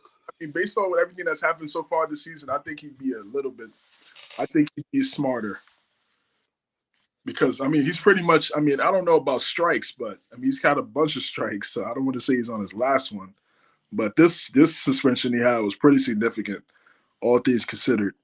So and listen, he said, and the quotes were hilarious. I don't know if I bookmarked that the quotes between the two post game, but Draymond was pretty. Nurkic was like, "This guy hasn't changed. He's the same. He's the same guy." He said it's sad, man. He said it's sad. This guy hasn't changed at all. He's still the same type of guy. Nothing changes. I just felt like it was hilarious. It was hilarious. And then Draymond was like, "I'm not gonna stay quiet. I'm gonna stay the same. I'm gonna still be me." And my response to that is, "That's fine as long as you're not, doing spinning back fists." Like, you know what I mean? Like, as long as you're not doing, spinning back fists on your opponent, the way you play is the way you play. You're not doing anything dirty. It should be cool. But this was great. And this was great. You did add it. Let me put it on here real quick. So here's the from Legend Hoops here. It's sad he didn't learn anything. Of course, you already said that. Just a matter of time, he's going to hit somebody else again. Take back everything I said. He doesn't deserve a chance. Draymond, of course, if he wants me to walk around quiet like him, I'm never going to do that. Quiet boys don't win. Great. This is great. This is great, man. This is a part of basketball. Like, I'm not against. Yeah, this rivalry show. You telling me you don't want to see Suns versus Warriors in the first round? I'm here for that. But we're here for the entertainment, not really so much the basketball part of it. Well, I'm saying in totality, I mean, it was a great game. I mean, it wasn't just like, one team blew out the other team. I mean, this game went to the wire. Curry hit it. Right. This is what I mean. It's like, it's everything. When I say, I'm not saying just this, because I could honestly care less about either guy, but I'm saying the everything in this totality, the stars, the role play, the animated role player, glorified role players. This is an all-star game, really. The storylines. Yeah, a little kind of. Well, not I wouldn't say Golden State. Golden State, they don't have the same star power. The name recognition, the NIL all-star. Yeah, exactly. Yeah, popularity wise, no question. But I would like to see this for a couple more games, man. Because it'll be something if Steph saves them an upset. Let's not even say that. Well, and I was going to reverse it too, and it'd be great for KD to eliminate the Warriors and route to whatever. I mean, I think the West is wide open, bro. Yeah, I'll say this: it's fun, it's dramatic, like we've been saying a lot, and it's star power, really. I mean, Clay is not there as he used to be. Draymond's not there as he used to be.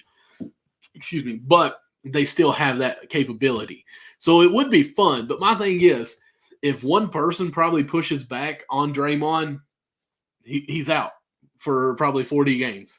Because to me, watching this, he looks very, very unstable.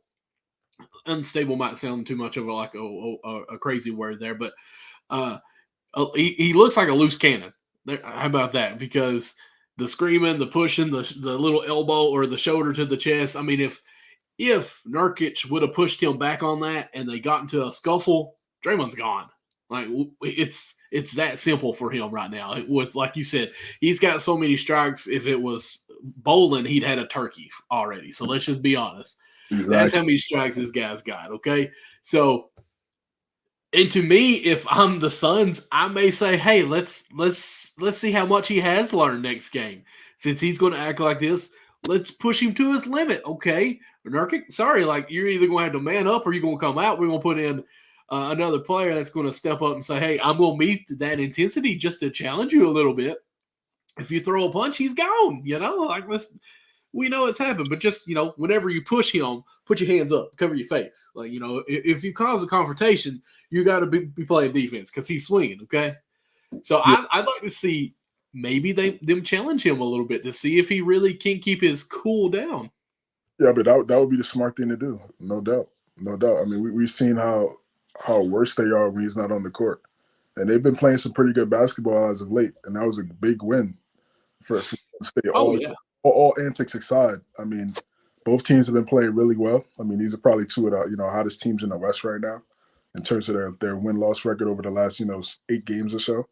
And this was a really good game for both teams. So I think it was important for Golden State, who has lost some close games as of late. Like we talked about that double OT game to the Lakers. We talked about the Kings game where Curry had the turnover late. And all 3 of those games were at home. So, for them to get a close win at home, I think it was great for this team, great for their morale. And we'll see what happens, man. It could be fun. Let's just say that for sure. Yeah, if been playing great. I mean, KD's shooting 45% from 3. Man. 28, 6 and 6. So, I mean, he's having a hell of a year. And that's why when we did that list before, who would you take out? And you were surprised that I kept KD. I'm like, yo, this guy's playing insane right now, bro. It's kind of tough to take him out. Like, it's not. I don't. It's just like LeBron. It's no drop off, bro. It's insane. 45% from 3, 60-something% from the midi. At his clip, crazy. It's crazy. So yeah. This would be a fantastic series, and I truly hope the basketball gods align. I hope they align this one in April, man. Would you rather see a 7-game series or just a play-in series with that? No, I need a full 7-game series because it'll mean more. More. Absolutely. To beat either team 4 times, it'll mean much more. Oh, I 100% agree with you. All right, so moving on to our next topic. It looks like we've got the All-Star Weekend contestants have been revealed. I'll just throw this one up here. We'll just get right into it. So for the slam dunk contest, you got, of course, your boy Jacob Toppin. I mean, I know he's only yours. He's my guy that I'm going to pick because he played for Kentucky as well. And then you got Jaylen Brown, who's entered into the dunk contest, and then of course the actual Triple J in Jacquez Jr. for Miami, and then the defending his title Mac McClung is in it as well. So I mean, I know it's early. It's what, next weekend? No, it's this week coming up. Wow, it's this weekend. It's this weekend, yes. Okay, who are you picking for your favorite? Jacquez Jr. got some ups. I'm not sure if you've seen that clip, that viral clip, that Ball is Life clip. UCLA or something? No, when he was in high school, when he was going up against Kenyon Martin Jr. and Drake London, wide receiver for the Falcons. Okay. Yeah. And he won the slam dunk contest between those 3 guys. He got some bounce, man. He got bounce for sure. So I think that'd be great for him, for people to see, how athletic that really is. He got some ups, and he had a block on OG Anunoby too. When you guys played us a couple weeks ago, I was really impressed by. So he's good. He's really good. I'm gonna go with Jaylen Brown. I think him. I like the fact that he decided to put his name in the hat, because we talked about this I think last week of how the All-Star players, the All-Stars are not really invested in the dunk contest like how it used to be back in the day. So I respect him for putting his name. You got kind of mixed bag in here. You got 2 G League guys, a rookie, and an All-Star. I think it's cool. It's some variety in there. But I'm gonna go with Brown because I feel like he got something to prove. And then even him playing in the Big Three, the Big Three association. Him going there, being a part of that. Kind of when the Big Three in the NBA kind of had their beef. He was showing some love to Ice Cube. He's a solid dude. He's a solid dude. So I think he's gonna go out there and play with a little chip on his shoulder and show like, yo, this is why we're all stars, and we're gonna show out. McClung is gonna try to defend his title. I've been watching McClung since high school as well. He's a high school. He got an incredible high school basketball mixtape. Yeah. It's the clip everyone sees. The over. He was a beast. Yeah, he was a beast in high school, man. He was a beast. And then Jacob Toppin, of course, representing Westchester Knicks /Knicks, and he got some ups too. And obviously his brother won it a couple years ago, so I think that'd be I think that'd be great for for the family. Toppins win the slam dunk contest. So I think this would be one of the most entertaining slam dunk contests we've seen in a while. But I agree with you on that for sure, because I know Jacob Toppin, Scott Hobbs from the Kentucky days, Mac as well. Gate City is about 30 minutes from where I live here. He won it last year. Jaquez, you already said it, or Jaquez has won one before in high school. So, at least he knows what he's doing when it comes to jumping. Jaylen Brown, the good thing about the dunk contest is you can throw yourself lobs, so you don't have to dribble that much. So, that'd be good for him.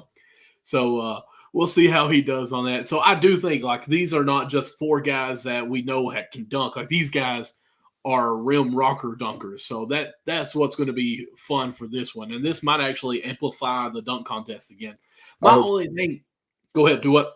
I was just saying, I hope it does. Yeah, I agree. Yeah, because really it's almost like all the moves have been done and it's not really much of a wow factor. It's okay, yeah, we've seen that 10 times now. But Mac really did it with this, 720 or whatever he did like that. It was really nice to see that from the baseline and the spin and the know how to do that. I can't even jump. So should be fun to watch. In a nutshell, basically, I think this may actually be one to bring the dunk contest back. I hope so. I really do. I hope so, man. Because it's been so bad.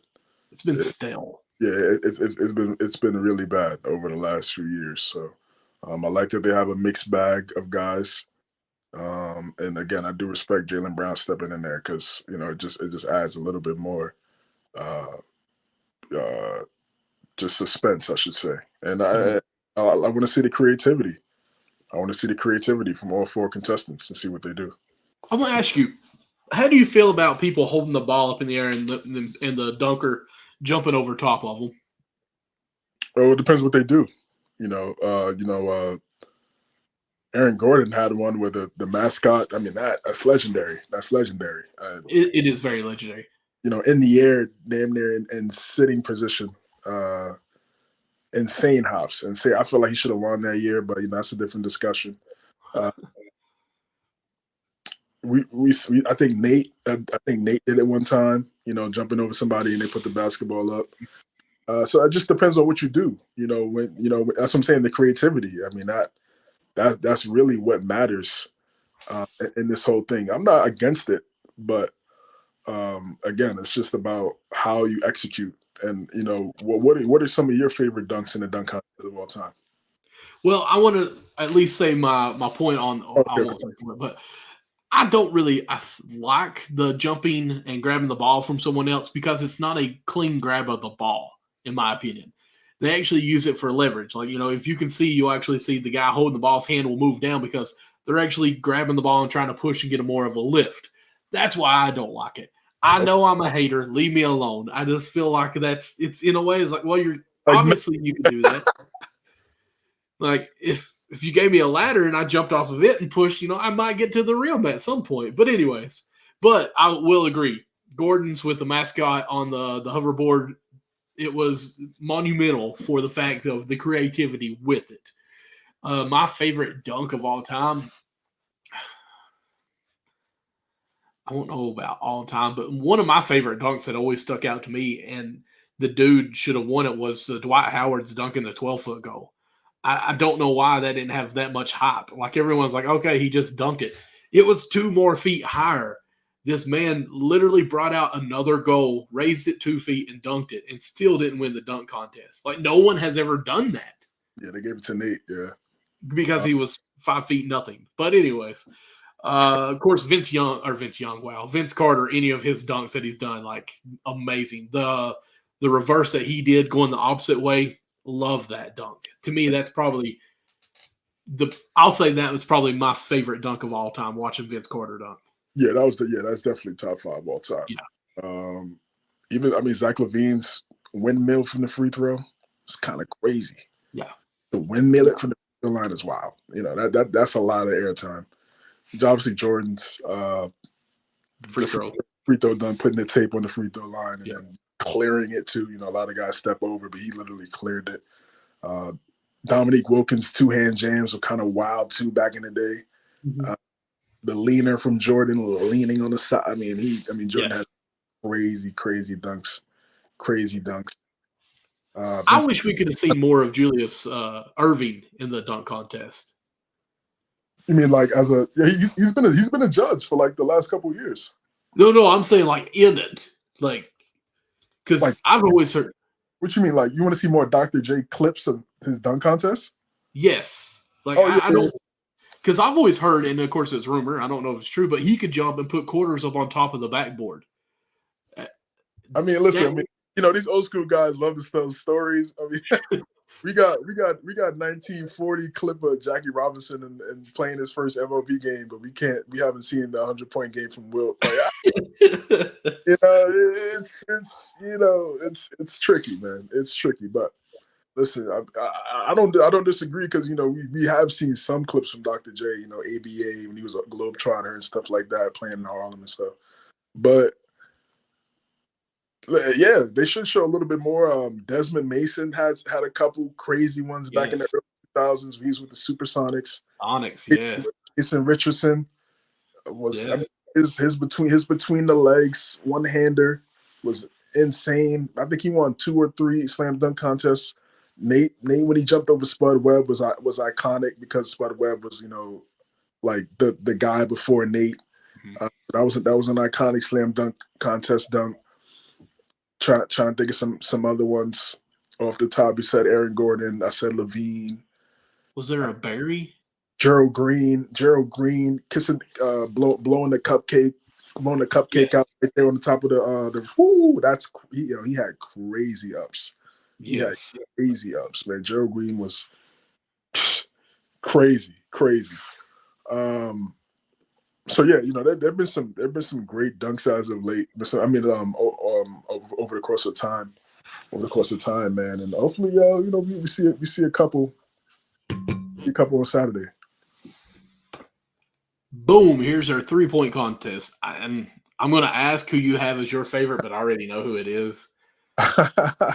So for our podcasters listening, of course, the graphic we have up here is showing Malik Beasley, Jalen Brunson, Tyrese Halliburton, Dame, Marketing, Donovan Mitchell, Cat, and then Trae Young.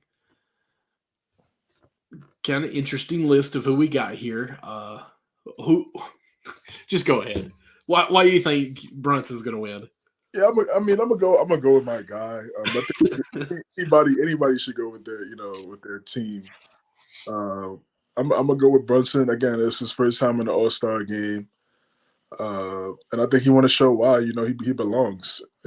This is a great way to show it. I mean, people care more about this than the slam dunk contest that we just talked about. So if he's able to win this one with some really good shooters. Malik Beasley shoot well over 40% this year. Donovan Mitchell shooting over 40. Jalen Brunson shooting 41% from 3 this year as well. Trae Young, Cat, one of the best shooting bigs of all time. Larry Marketing right up there as a great shooting big. I think this is going to be really competitive. Did Cat win it one year? Who? Karl Anthony Towns. Did he win it one year? I believe so. Yes, he did. Okay. Win it 1 year, yeah. Well, if I'm going by just the way this picture looks on their form, I'm going to say Cat has the best looking form with Brunson there, the only lefty on there, and then Donovan Mitchell. The rest of the forms look a little iffy to me. Well, we know Halliburton's form is always a little.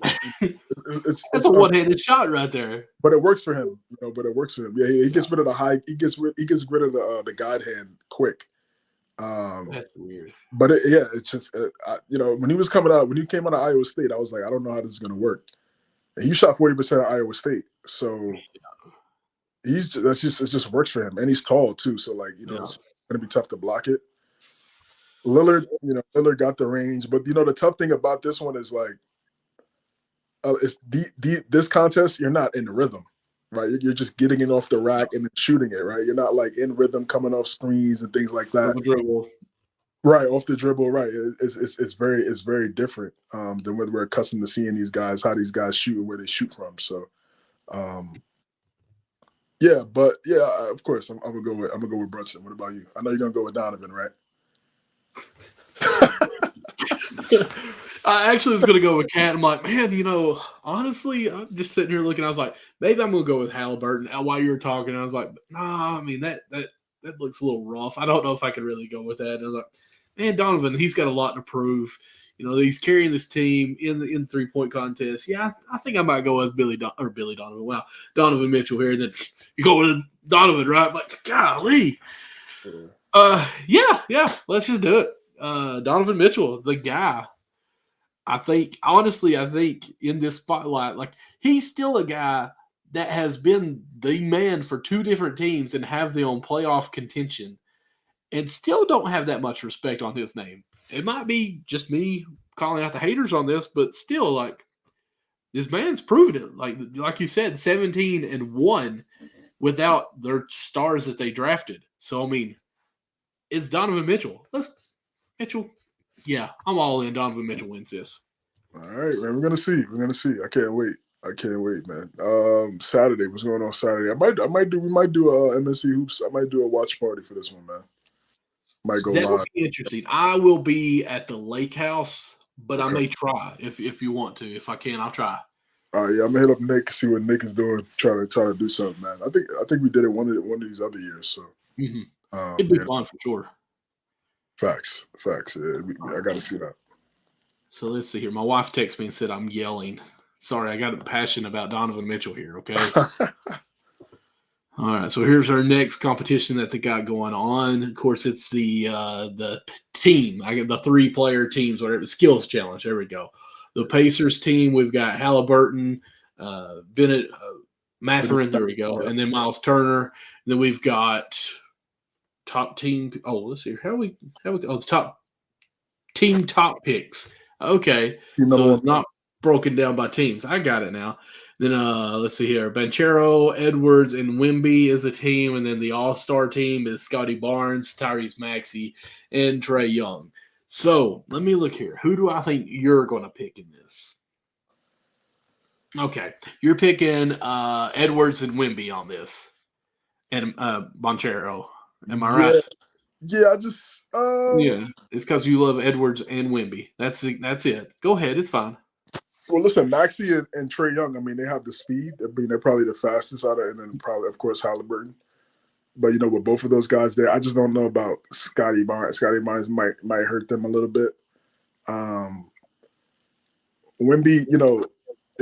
this is time. So, he's great in terms of his handles. But it could work. I mean, he has the stride, so he could be able to, damn near 2 steps, he's already to the next thing. Yeah, so. I'm gonna go with team top picks. Bro. Okay, who do you think I'm picking? Probably All Stars has got Maxey. They're All Stars for a reason, man. So Scotty Barnes playing with Maxey and Young, man, that team's undefeated. Let me just tell you. All right, I think it's gonna be exciting. We're gonna be excited. At least it's fun, man. I hate to say it, but the dunk contest in the past few years, which last year it was good, but in prior years, I almost wish they'd play horse instead. At least, have fun with what they're doing. It was almost miserable to watch past years. They used to have a horse contest. Yeah, back in the 80s and stuff, or maybe even earlier than that. No, like 2013. For real? Yeah, they had it. They used to have the contest before the events, before these events. It used to come on an hour before. And then I remember KD got a trophy one time. They used to do it. I don't know why they stopped, but I would like to see, what I personally would like to see them do and add is King of the Court. 1-on-1, 3 dribbles or less, get a bucket. Because nobody playing defense. I think they would play some defense for that. Yeah, sure. Yeah, of course. Yeah, put some money on it. Because all these guys get buckets, 3 dribbles or less. You want to sit, nobody wants to sit there and watch you, James Harden the basketball, right? Or three dribbles or less, let's get to it. Who would you pick in that? Well, I already know you're gonna pick. From the All-Star or what? No, if they did a King of the Court, who you think we can win? I already know you're gonna pick, but go ahead. I'm actually gonna not pick Booker if that's who you think. I'm shocked. Which would be a good one with that mid-range pull-up that he has. But I'm gonna go with KD. He's got the size and everything. Like I think he would do good. I mean, same team, but I mean he can rise up on anyone. He can back him down if he needs to. Granted, 3 dribbles, so I mean you're a little limited on the back down, but you still getting through some moves. Plus, I mean, heck, triple threat, jab, jump shot. I mean, he's 6'11". He's shooting over you.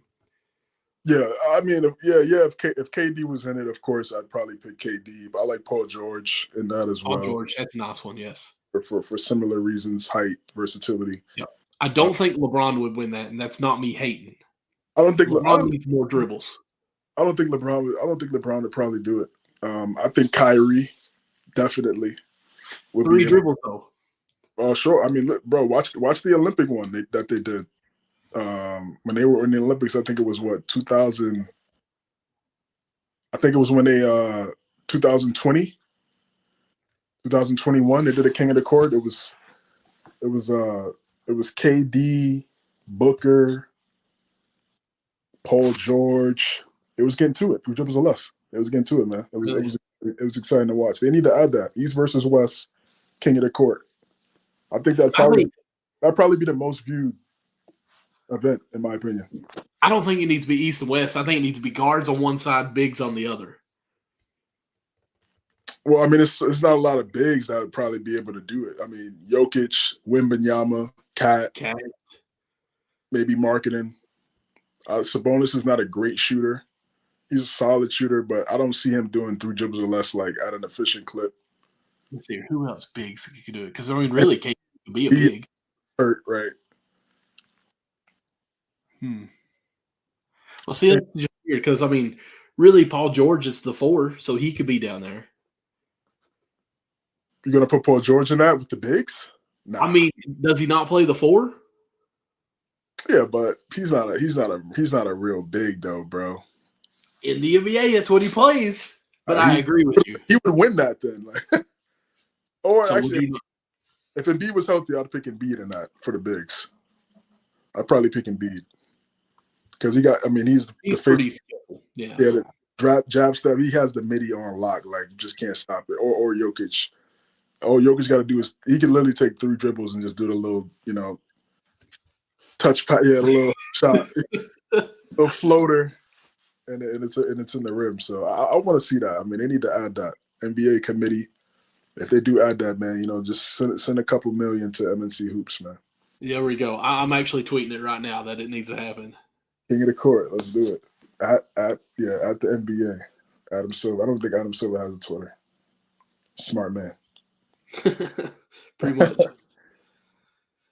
Let's see here. Oh, I've got this one to bring up. What is this? Oh yeah, so this is a competition between Steph Curry and Sabrina Ionescu. They're doing like their own 3-point contest.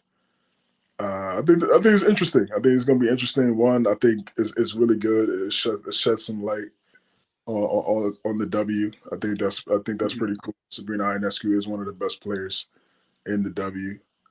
So casual people that may not know who she is or watch her will get to see her and how great of a shooter she is because she's really good. Mm-hmm. They could have if they was to bring in. I think next year when Caitlin Clark goes to the W. Yeah. Steph versus Caitlin Clark. I want to see that. That'll be interesting. But of course, it's just going to be fun. I think it's great. Popularity between the WNBA and the NBA. But come on, we know who's winning this, man. I'm not trying to be disrespectful. Not disrespectful. It's the greatest shooter of all time. Like you don't have to throw no caveat, bro. Like he's not in the 3-point contest because it's not a contest. Like he's already won it twice. Like he's good. Yeah. So I mean, it's Larry Bird coming into the locker room saying who's going to win second place, guys. Like if Steph's on the court, it's okay. It's not even a competition. This is But it's like I said, it's gonna be fun. It's gonna be interesting to watch. But come on, bro. And honestly, I want to see when the WNBA when they have the All-Star game when Caitlin Clark does go to the W, her versus Sabrina would be pretty good. That'd be pretty good. Let's see here. Trying to find what our next topic is here. Make sure I don't leave something out for the All-Star. Oh, got that one. I believe that's it for the All-Star. Okay. So let's go ahead and get rid of that topic. What's our next one? The standings? We ain't done the standings in like a minute. Yeah. So let's do a little quick overview. All right. Let me get on NBA.com and share that screen so we can at least see the schedule. NBA. Or not the schedule, but the standings here.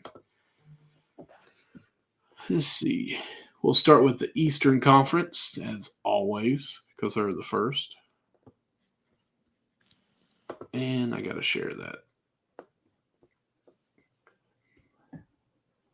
About got it.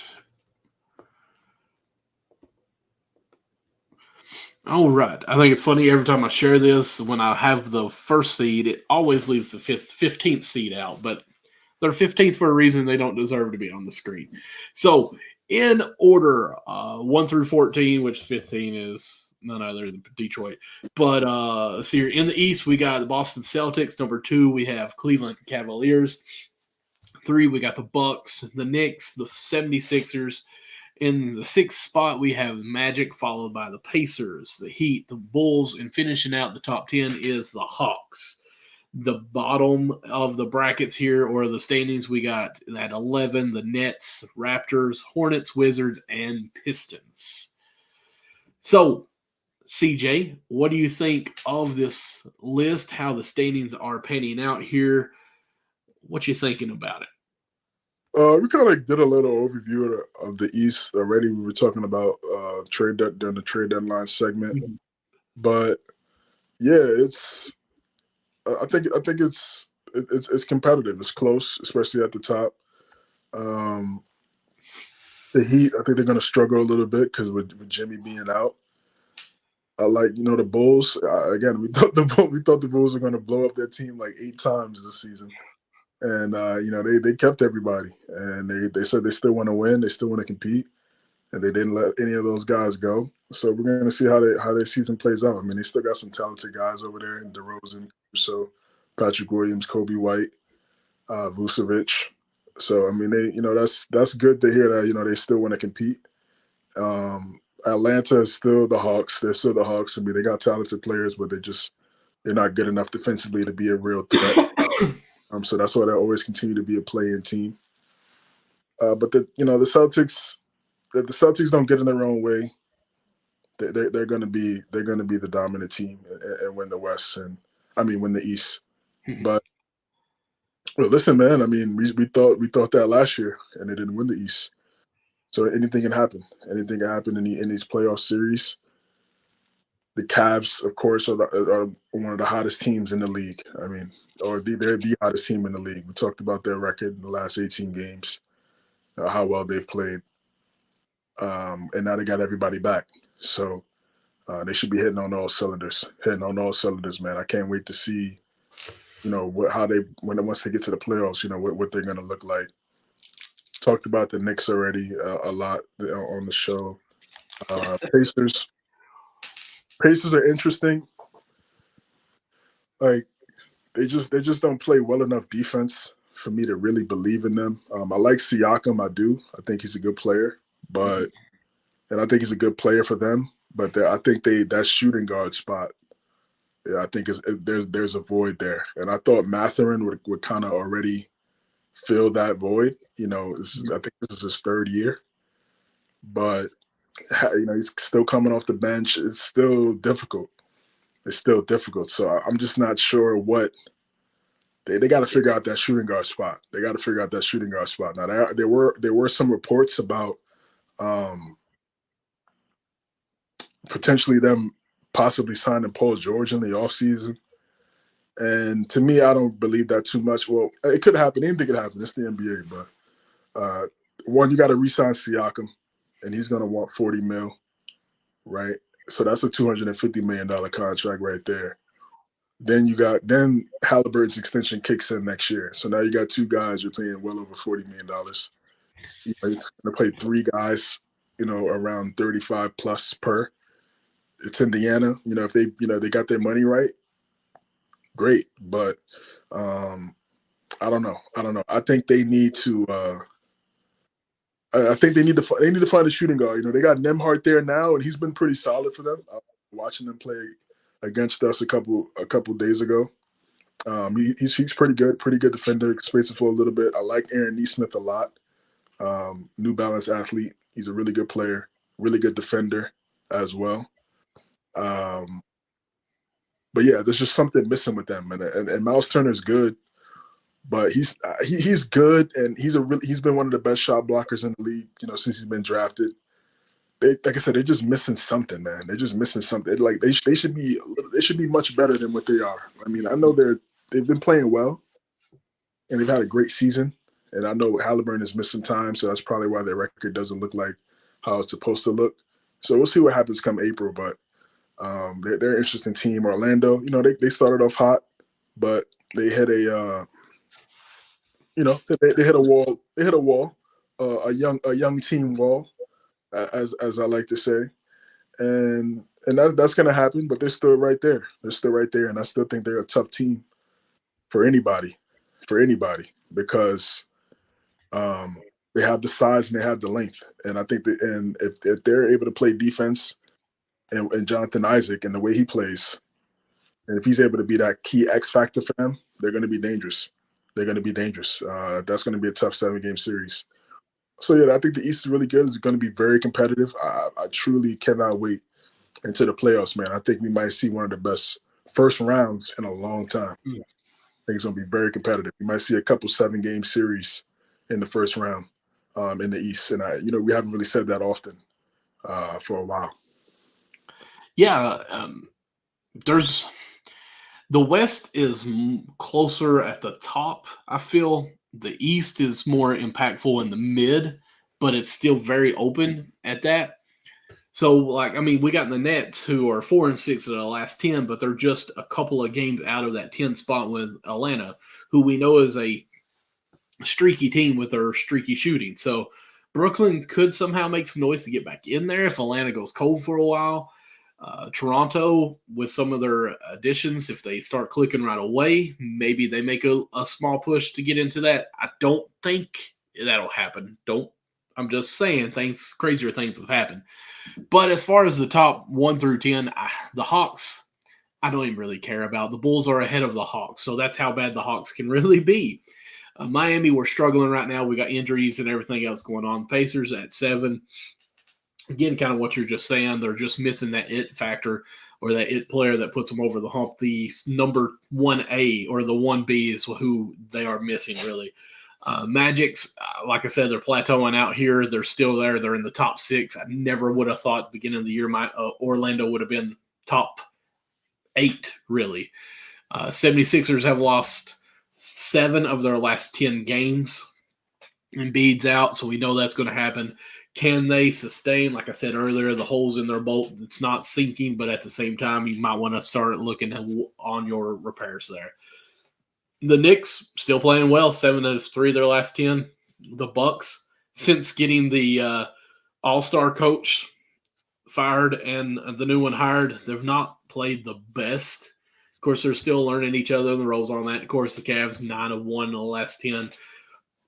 I would say the hottest team in the NBA right now, but they still have the Celtics at number 1. No question about it. Even as hot as the Cavaliers have played as of lately, 17 of 18, they're still 5.5 games back out of first place.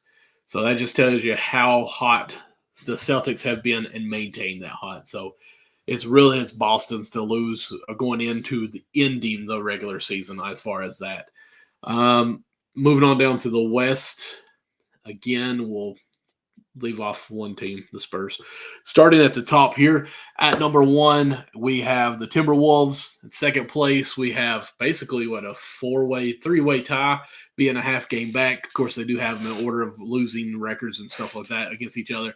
You got number 2, the Clippers, the Thunder, the Nuggets. Then at number 5, you got the Suns that are 5.5 game backs, as well as the Pelicans in sixth place. Then you go into the play-in scenarios where you got 7 at the Kings, the Mavericks, the Lakers, and the Warriors. Then at 11 to end out of the playoff run here or play-in, you got the Jazz, Rockets, Grizzlies, Trailblazers, and the Spurs. CJ, what's your take on this as far as week 15, I think, or 16 now?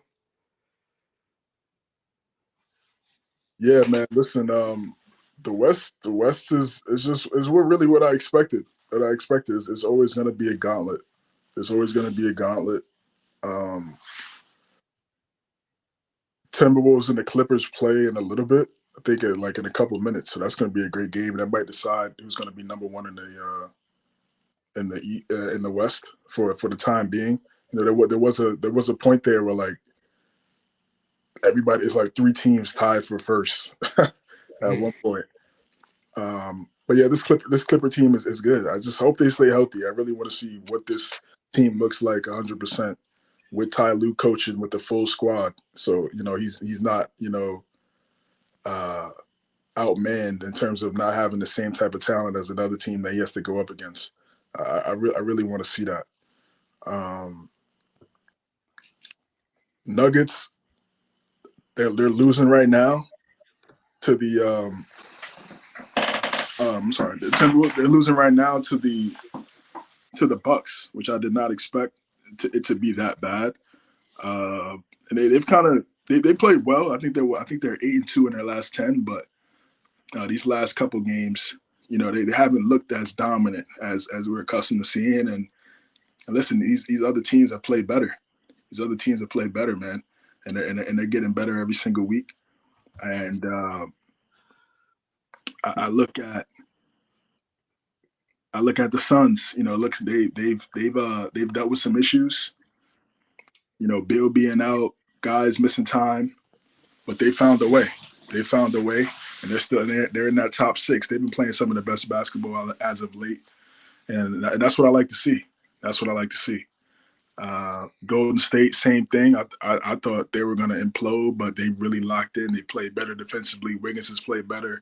Klay Thompson said he's willing to take a reduced role and potentially take a pay cut in the offseason to stay with the team, which I think is great to hear if you're a Warrior fan, because, you do want to keep that trio intact for, until they all retire. That's a perfect world. But, yeah, man, I think that the West is loaded. That playing is what I'm looking at a lot. The Lakers, they've been playing solid too. They've been playing some good basketball. And I think D'Lo and what D'Lo does is going to be crucial. He's the real X factor for that team. He's the real X factor for that team. I think their record is they're 13 games over 500 when he scores more than 17 or something like that. Mm. He's the guy. I mean, they just got to play a little bit of defense. Him and Reeves, they just got to at least try just a little bit, man. But what they can potentially bring on offense, I think is great. And yeah, I don't think they're going to the conference finals this year, but they're obviously going to be a tough team in the playoffs. When you got LeBron, AD, and if some of those other guys could get hot, then they're going to be a tough out. They're going to be a tough out. So that's my view of the West right now. Jump ball. Jump ball? Yes. Are you watching the Knicks game right now? Oh, yeah. I just had to turn it on my phone. I was checking the scores okay. Oh! 8 seconds left. Let's go. Oh! I'm with Dylan Brooks. Whole lot, man. Just so you guys know what's going on, is Brunson just tied up with 8 seconds to go in the fourth quarter with basically a 2-dribble into the gut of the free throw line, then a 2-step out. That's legal with not a walk. Pull up. Brunson really buries it. We got one. I'm telling you, man. It's a good feeling, man, when you know you got a guy that can step up in the clutch. He didn't have a great first half, but the second half, you know, they played exceptional in the third quarter. I was kind of looking off, you know, here and there. But poor Gibson. What is he doing? I mean, I guess he's just there for the ride, man. He's just there for the ride. You just gotta just try a little bit in these minutes, but you know, we got to get a stop right here. Obviously, they got a couple really good young players. They could just honestly go Şengün, isolation, post up. I would foul if that happens, but because he's not a great free throw shooter. Even though it's tied? Huh? Even though it's tie ball game? Even though it's tie ball game? I mean, if they just give him an isolation on the post, I would just foul quickly and put him on the free throw line. Like he's not a great free throw shooter. And so we're about to see what happens right now, man. This is the Rockets. They're good. I mean, it just ties into kind of what we're talking about too. Like the Rockets are solid. I mean, they're solid in the West. You know, they're not a great road team. They're really good at home. So I knew this was going to be a close game. And we're about to see what happens. I just hope Dylan. I don't even want to jinx it, man. Let's just watch it. I wasn't. I don't know. If that happens, you deserve to lose. Nah, man. Chill. Yeah, he's going away from the ball. Oh, you missed. Ooh, okay.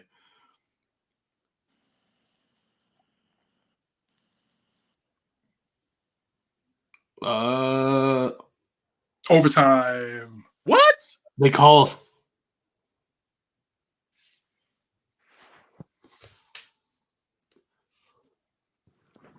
What? Tom Thibodeau's like, what are you calling here? Obviously, mine has no volume. So did they literally call a foul on that half-court shot?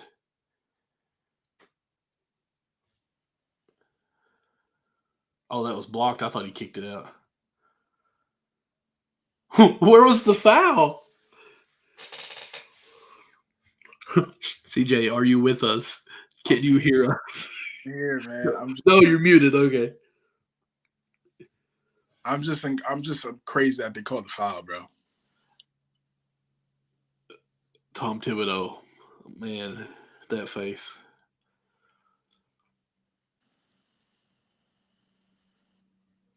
Like there was not even contact, was there? It's a little bit, but like, when did they ever call a foul? Like, bro, threw with one arm. Are you serious? Yeah. Now, if that was Halliburton, I could believe it. In this game, really?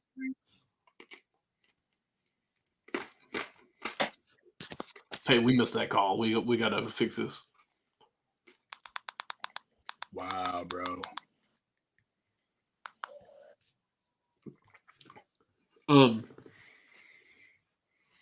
I'm sorry, man.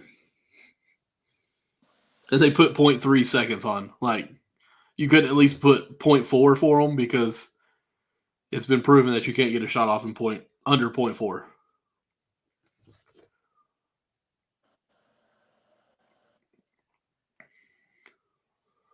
I ain't gonna lie, like Brunson didn't need to do all that, but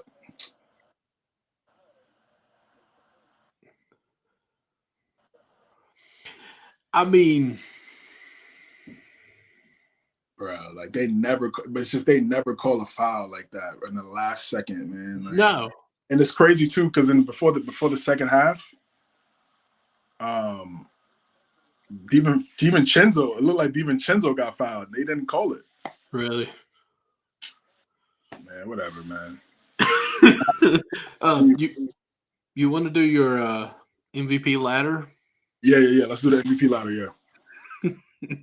I'm sorry. No, you're good, bro. I'm not laughing at you. I just hate that it happened that way. So he's made 2 free throws. I don't know what they're doing. Did they call a timeout? I guess to set up a play here.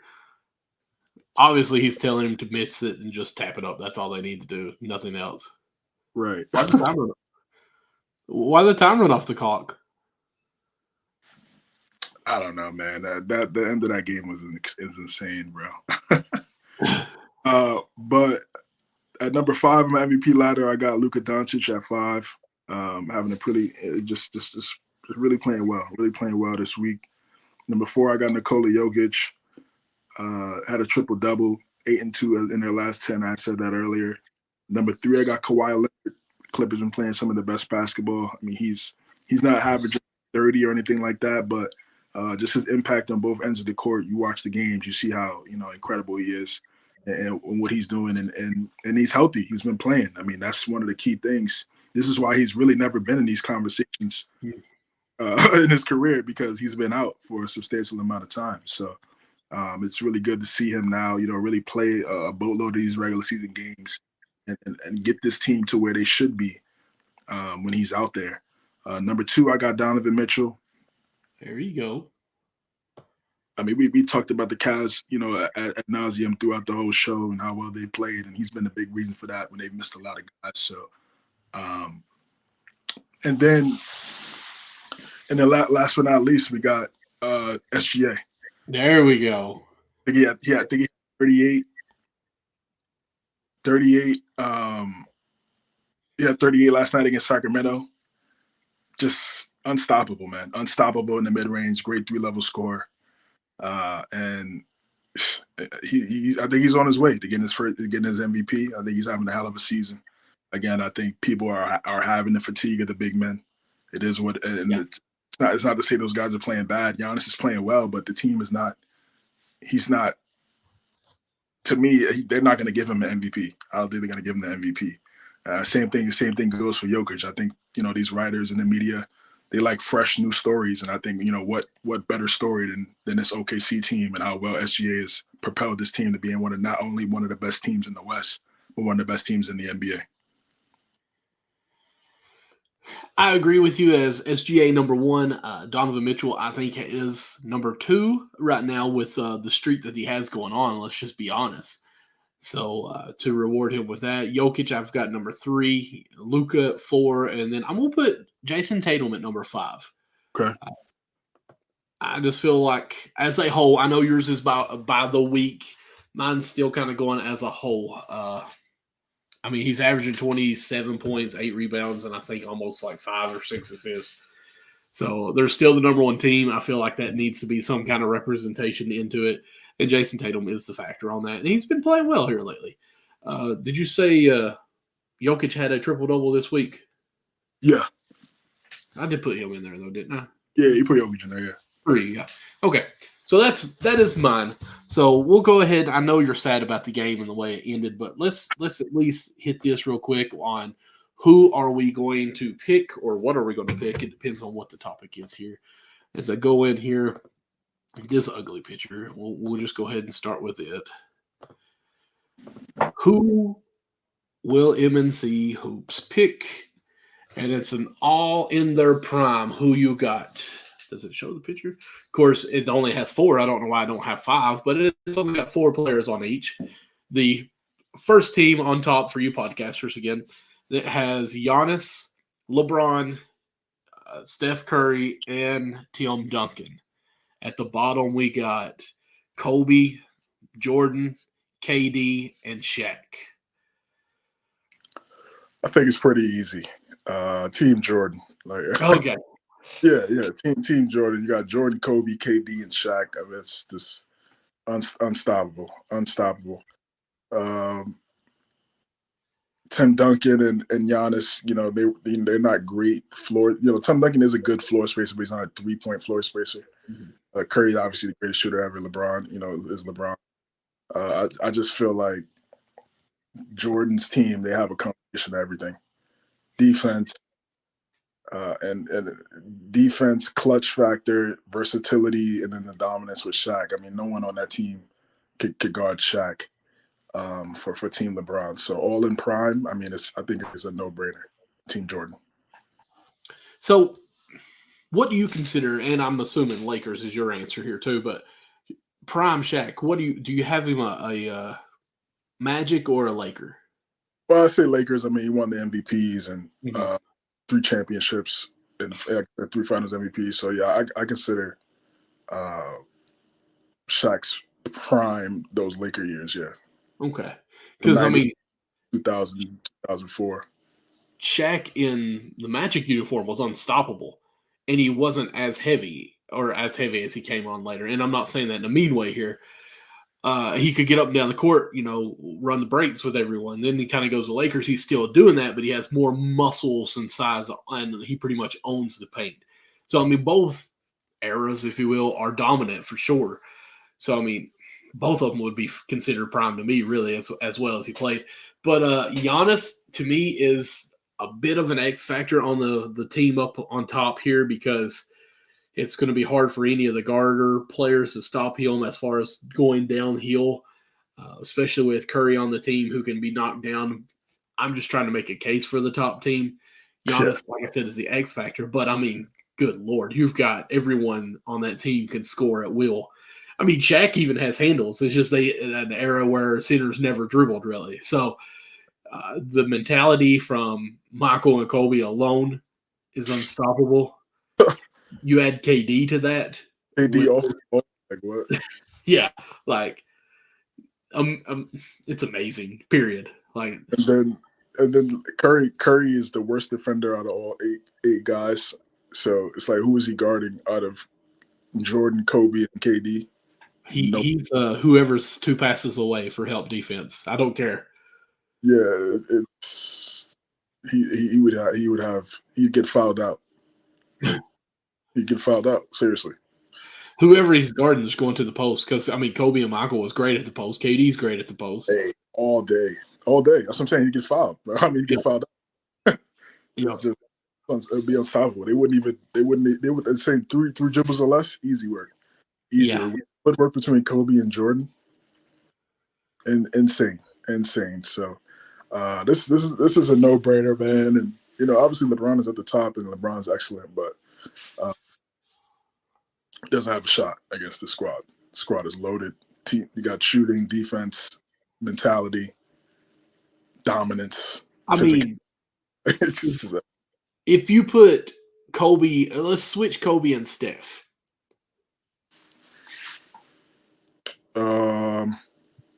It's closer. Yeah, definitely close. But it's still Jordan's team. Yeah, because of Shaq. It's like nobody could guard Shaq. You know what I mean? And like, yeah, you could probably put Kobe on Jordan, and they'd probably cancel each other out a little bit. KD on Bron, and Tim. It's not to say that Tim Duncan would definitely get his against Shaq. We've seen it, like we saw it. So, but when Shaq get his on Duncan, what happened? I said, but we've also seen Shaq get his on Duncan too. Of course, 100%. So as I said, it'd be a great matchup. And Giannis is the only one. I'd put personally. I'd probably I wouldn't do that. I was gonna say I put Giannis on Shaq. Nah, but he doesn't have the size. He'd get babied. Or I hate to call him out on this, but I don't think he has that mentality either to even guard him. Otherwise, he'd be on Butler in the playoffs. Well, yeah, I mean, I don't want to. He won a chip in the Finals MVP. He scored 50 in the last game of the Finals. Like, I can't say he don't have the mentality, but yeah, he had a bad series, but I can't say he don't have mentality because we could go down the line of all the great. I don't want to do that, but but yeah, it's just Shaq, just physical. It's just we have 7'1", 290. And he was solid. On a good day. 290 on a good day. Unstoppable, exactly, and agile and quick for his size. You just give him all he got to do is just one drop step, and it's a dunk. And then he got the baby hook too. Like the baby hook, people forget it. Like the baby hook was money. Mm-hmm. It was just a counter to the drop step dunk. Like he's just unstoppable, man. Okay, so let's see.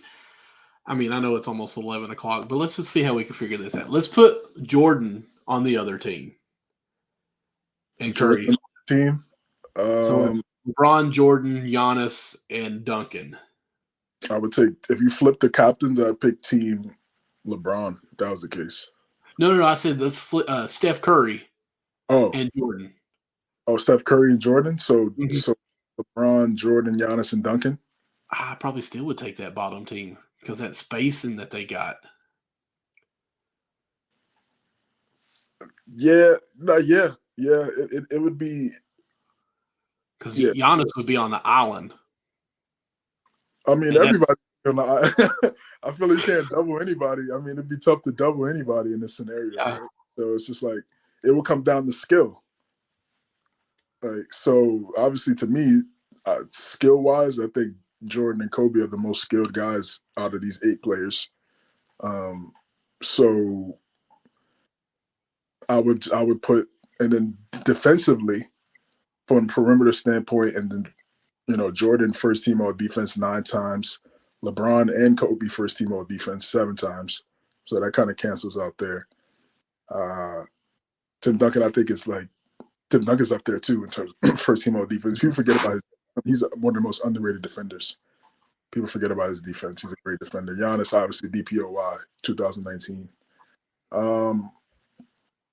It's just a great matchup. This is a great matchup. Either way you slice it, there's going to be – I mean, obviously Curry, with him not being the best defender, you're going to isolate him. So regardless of how you flip it, somebody's going to single out Curry, right? Yeah. Because he's not the best defender, and you really can't help on anybody. So whoever's Curry's guarding is just good luck. Good luck, man. All right. Do we have another one? I feel like we do.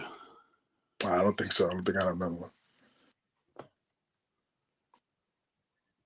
Or maybe you have one, and maybe you've seen one. Nope, I guess not. All right. All right, guys. Well, I think that wraps up our show. Let's see. We usually start at 9. We start at 8. So I guess it's still about the same time. Yeah. It feels much better ending earlier, though. Guys, thank you all so much for sticking with us for so long. Of course, follow us on Instagram. Follow us on YouTube, X, formerly known as Twitter, Facebook. If we are able to do anything on Facebook anymore, we've kind of got the boot on there. But check us out on our content that we do. We appreciate all the follows and all the likes, subscriptions, and the whole 9 yards of that. Of course, if you're going to be going to the All-Star game, please go to SeatGeek to order your tickets and use our promo code MNC Hoops to save $20 off your very first purchase on the website. We'd appreciate that and our partnership with SeatGeek. But, CJ, let me back this off so everybody can see your name. And where can we find you at? Sure, you guys can find me on X at CJames9_, on Instagram at CJ.James9. The Hard Count covering all things NFL. My guy Anthony Conover and I are going to do a Super Bowl 58 recap. Look out for that. We just did our predictions last week. So if you want to kind of see how we viewed the game last week, and then obviously seeing what happened on Sunday, you can check that out as well. That's on Wednesdays at 7 p.m. Eastern. So check us out, The Hard Count, on Twitter, and also you can find me, MDLawson00, pretty much on all platforms. Also, go check out linktree.com/@MNC Hoops to find all of our links as well. I'm also live on Wednesday, like CJ was saying, with, as you can see, behind me, Cats Chat. It's everything Kentucky basketball. We've got some guests lined up here in the next week or two, actually 2 or 3 weeks coming. Should be interesting times.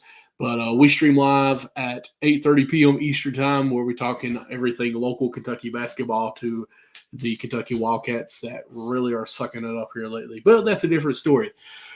Guys, until next time, we appreciate all your likes and subscribes. As I said earlier, we appreciate all the paying attention and being our audience, man, our fans. So if you ever want a shirt, let me know. We'll see if we can get you one ordered up too.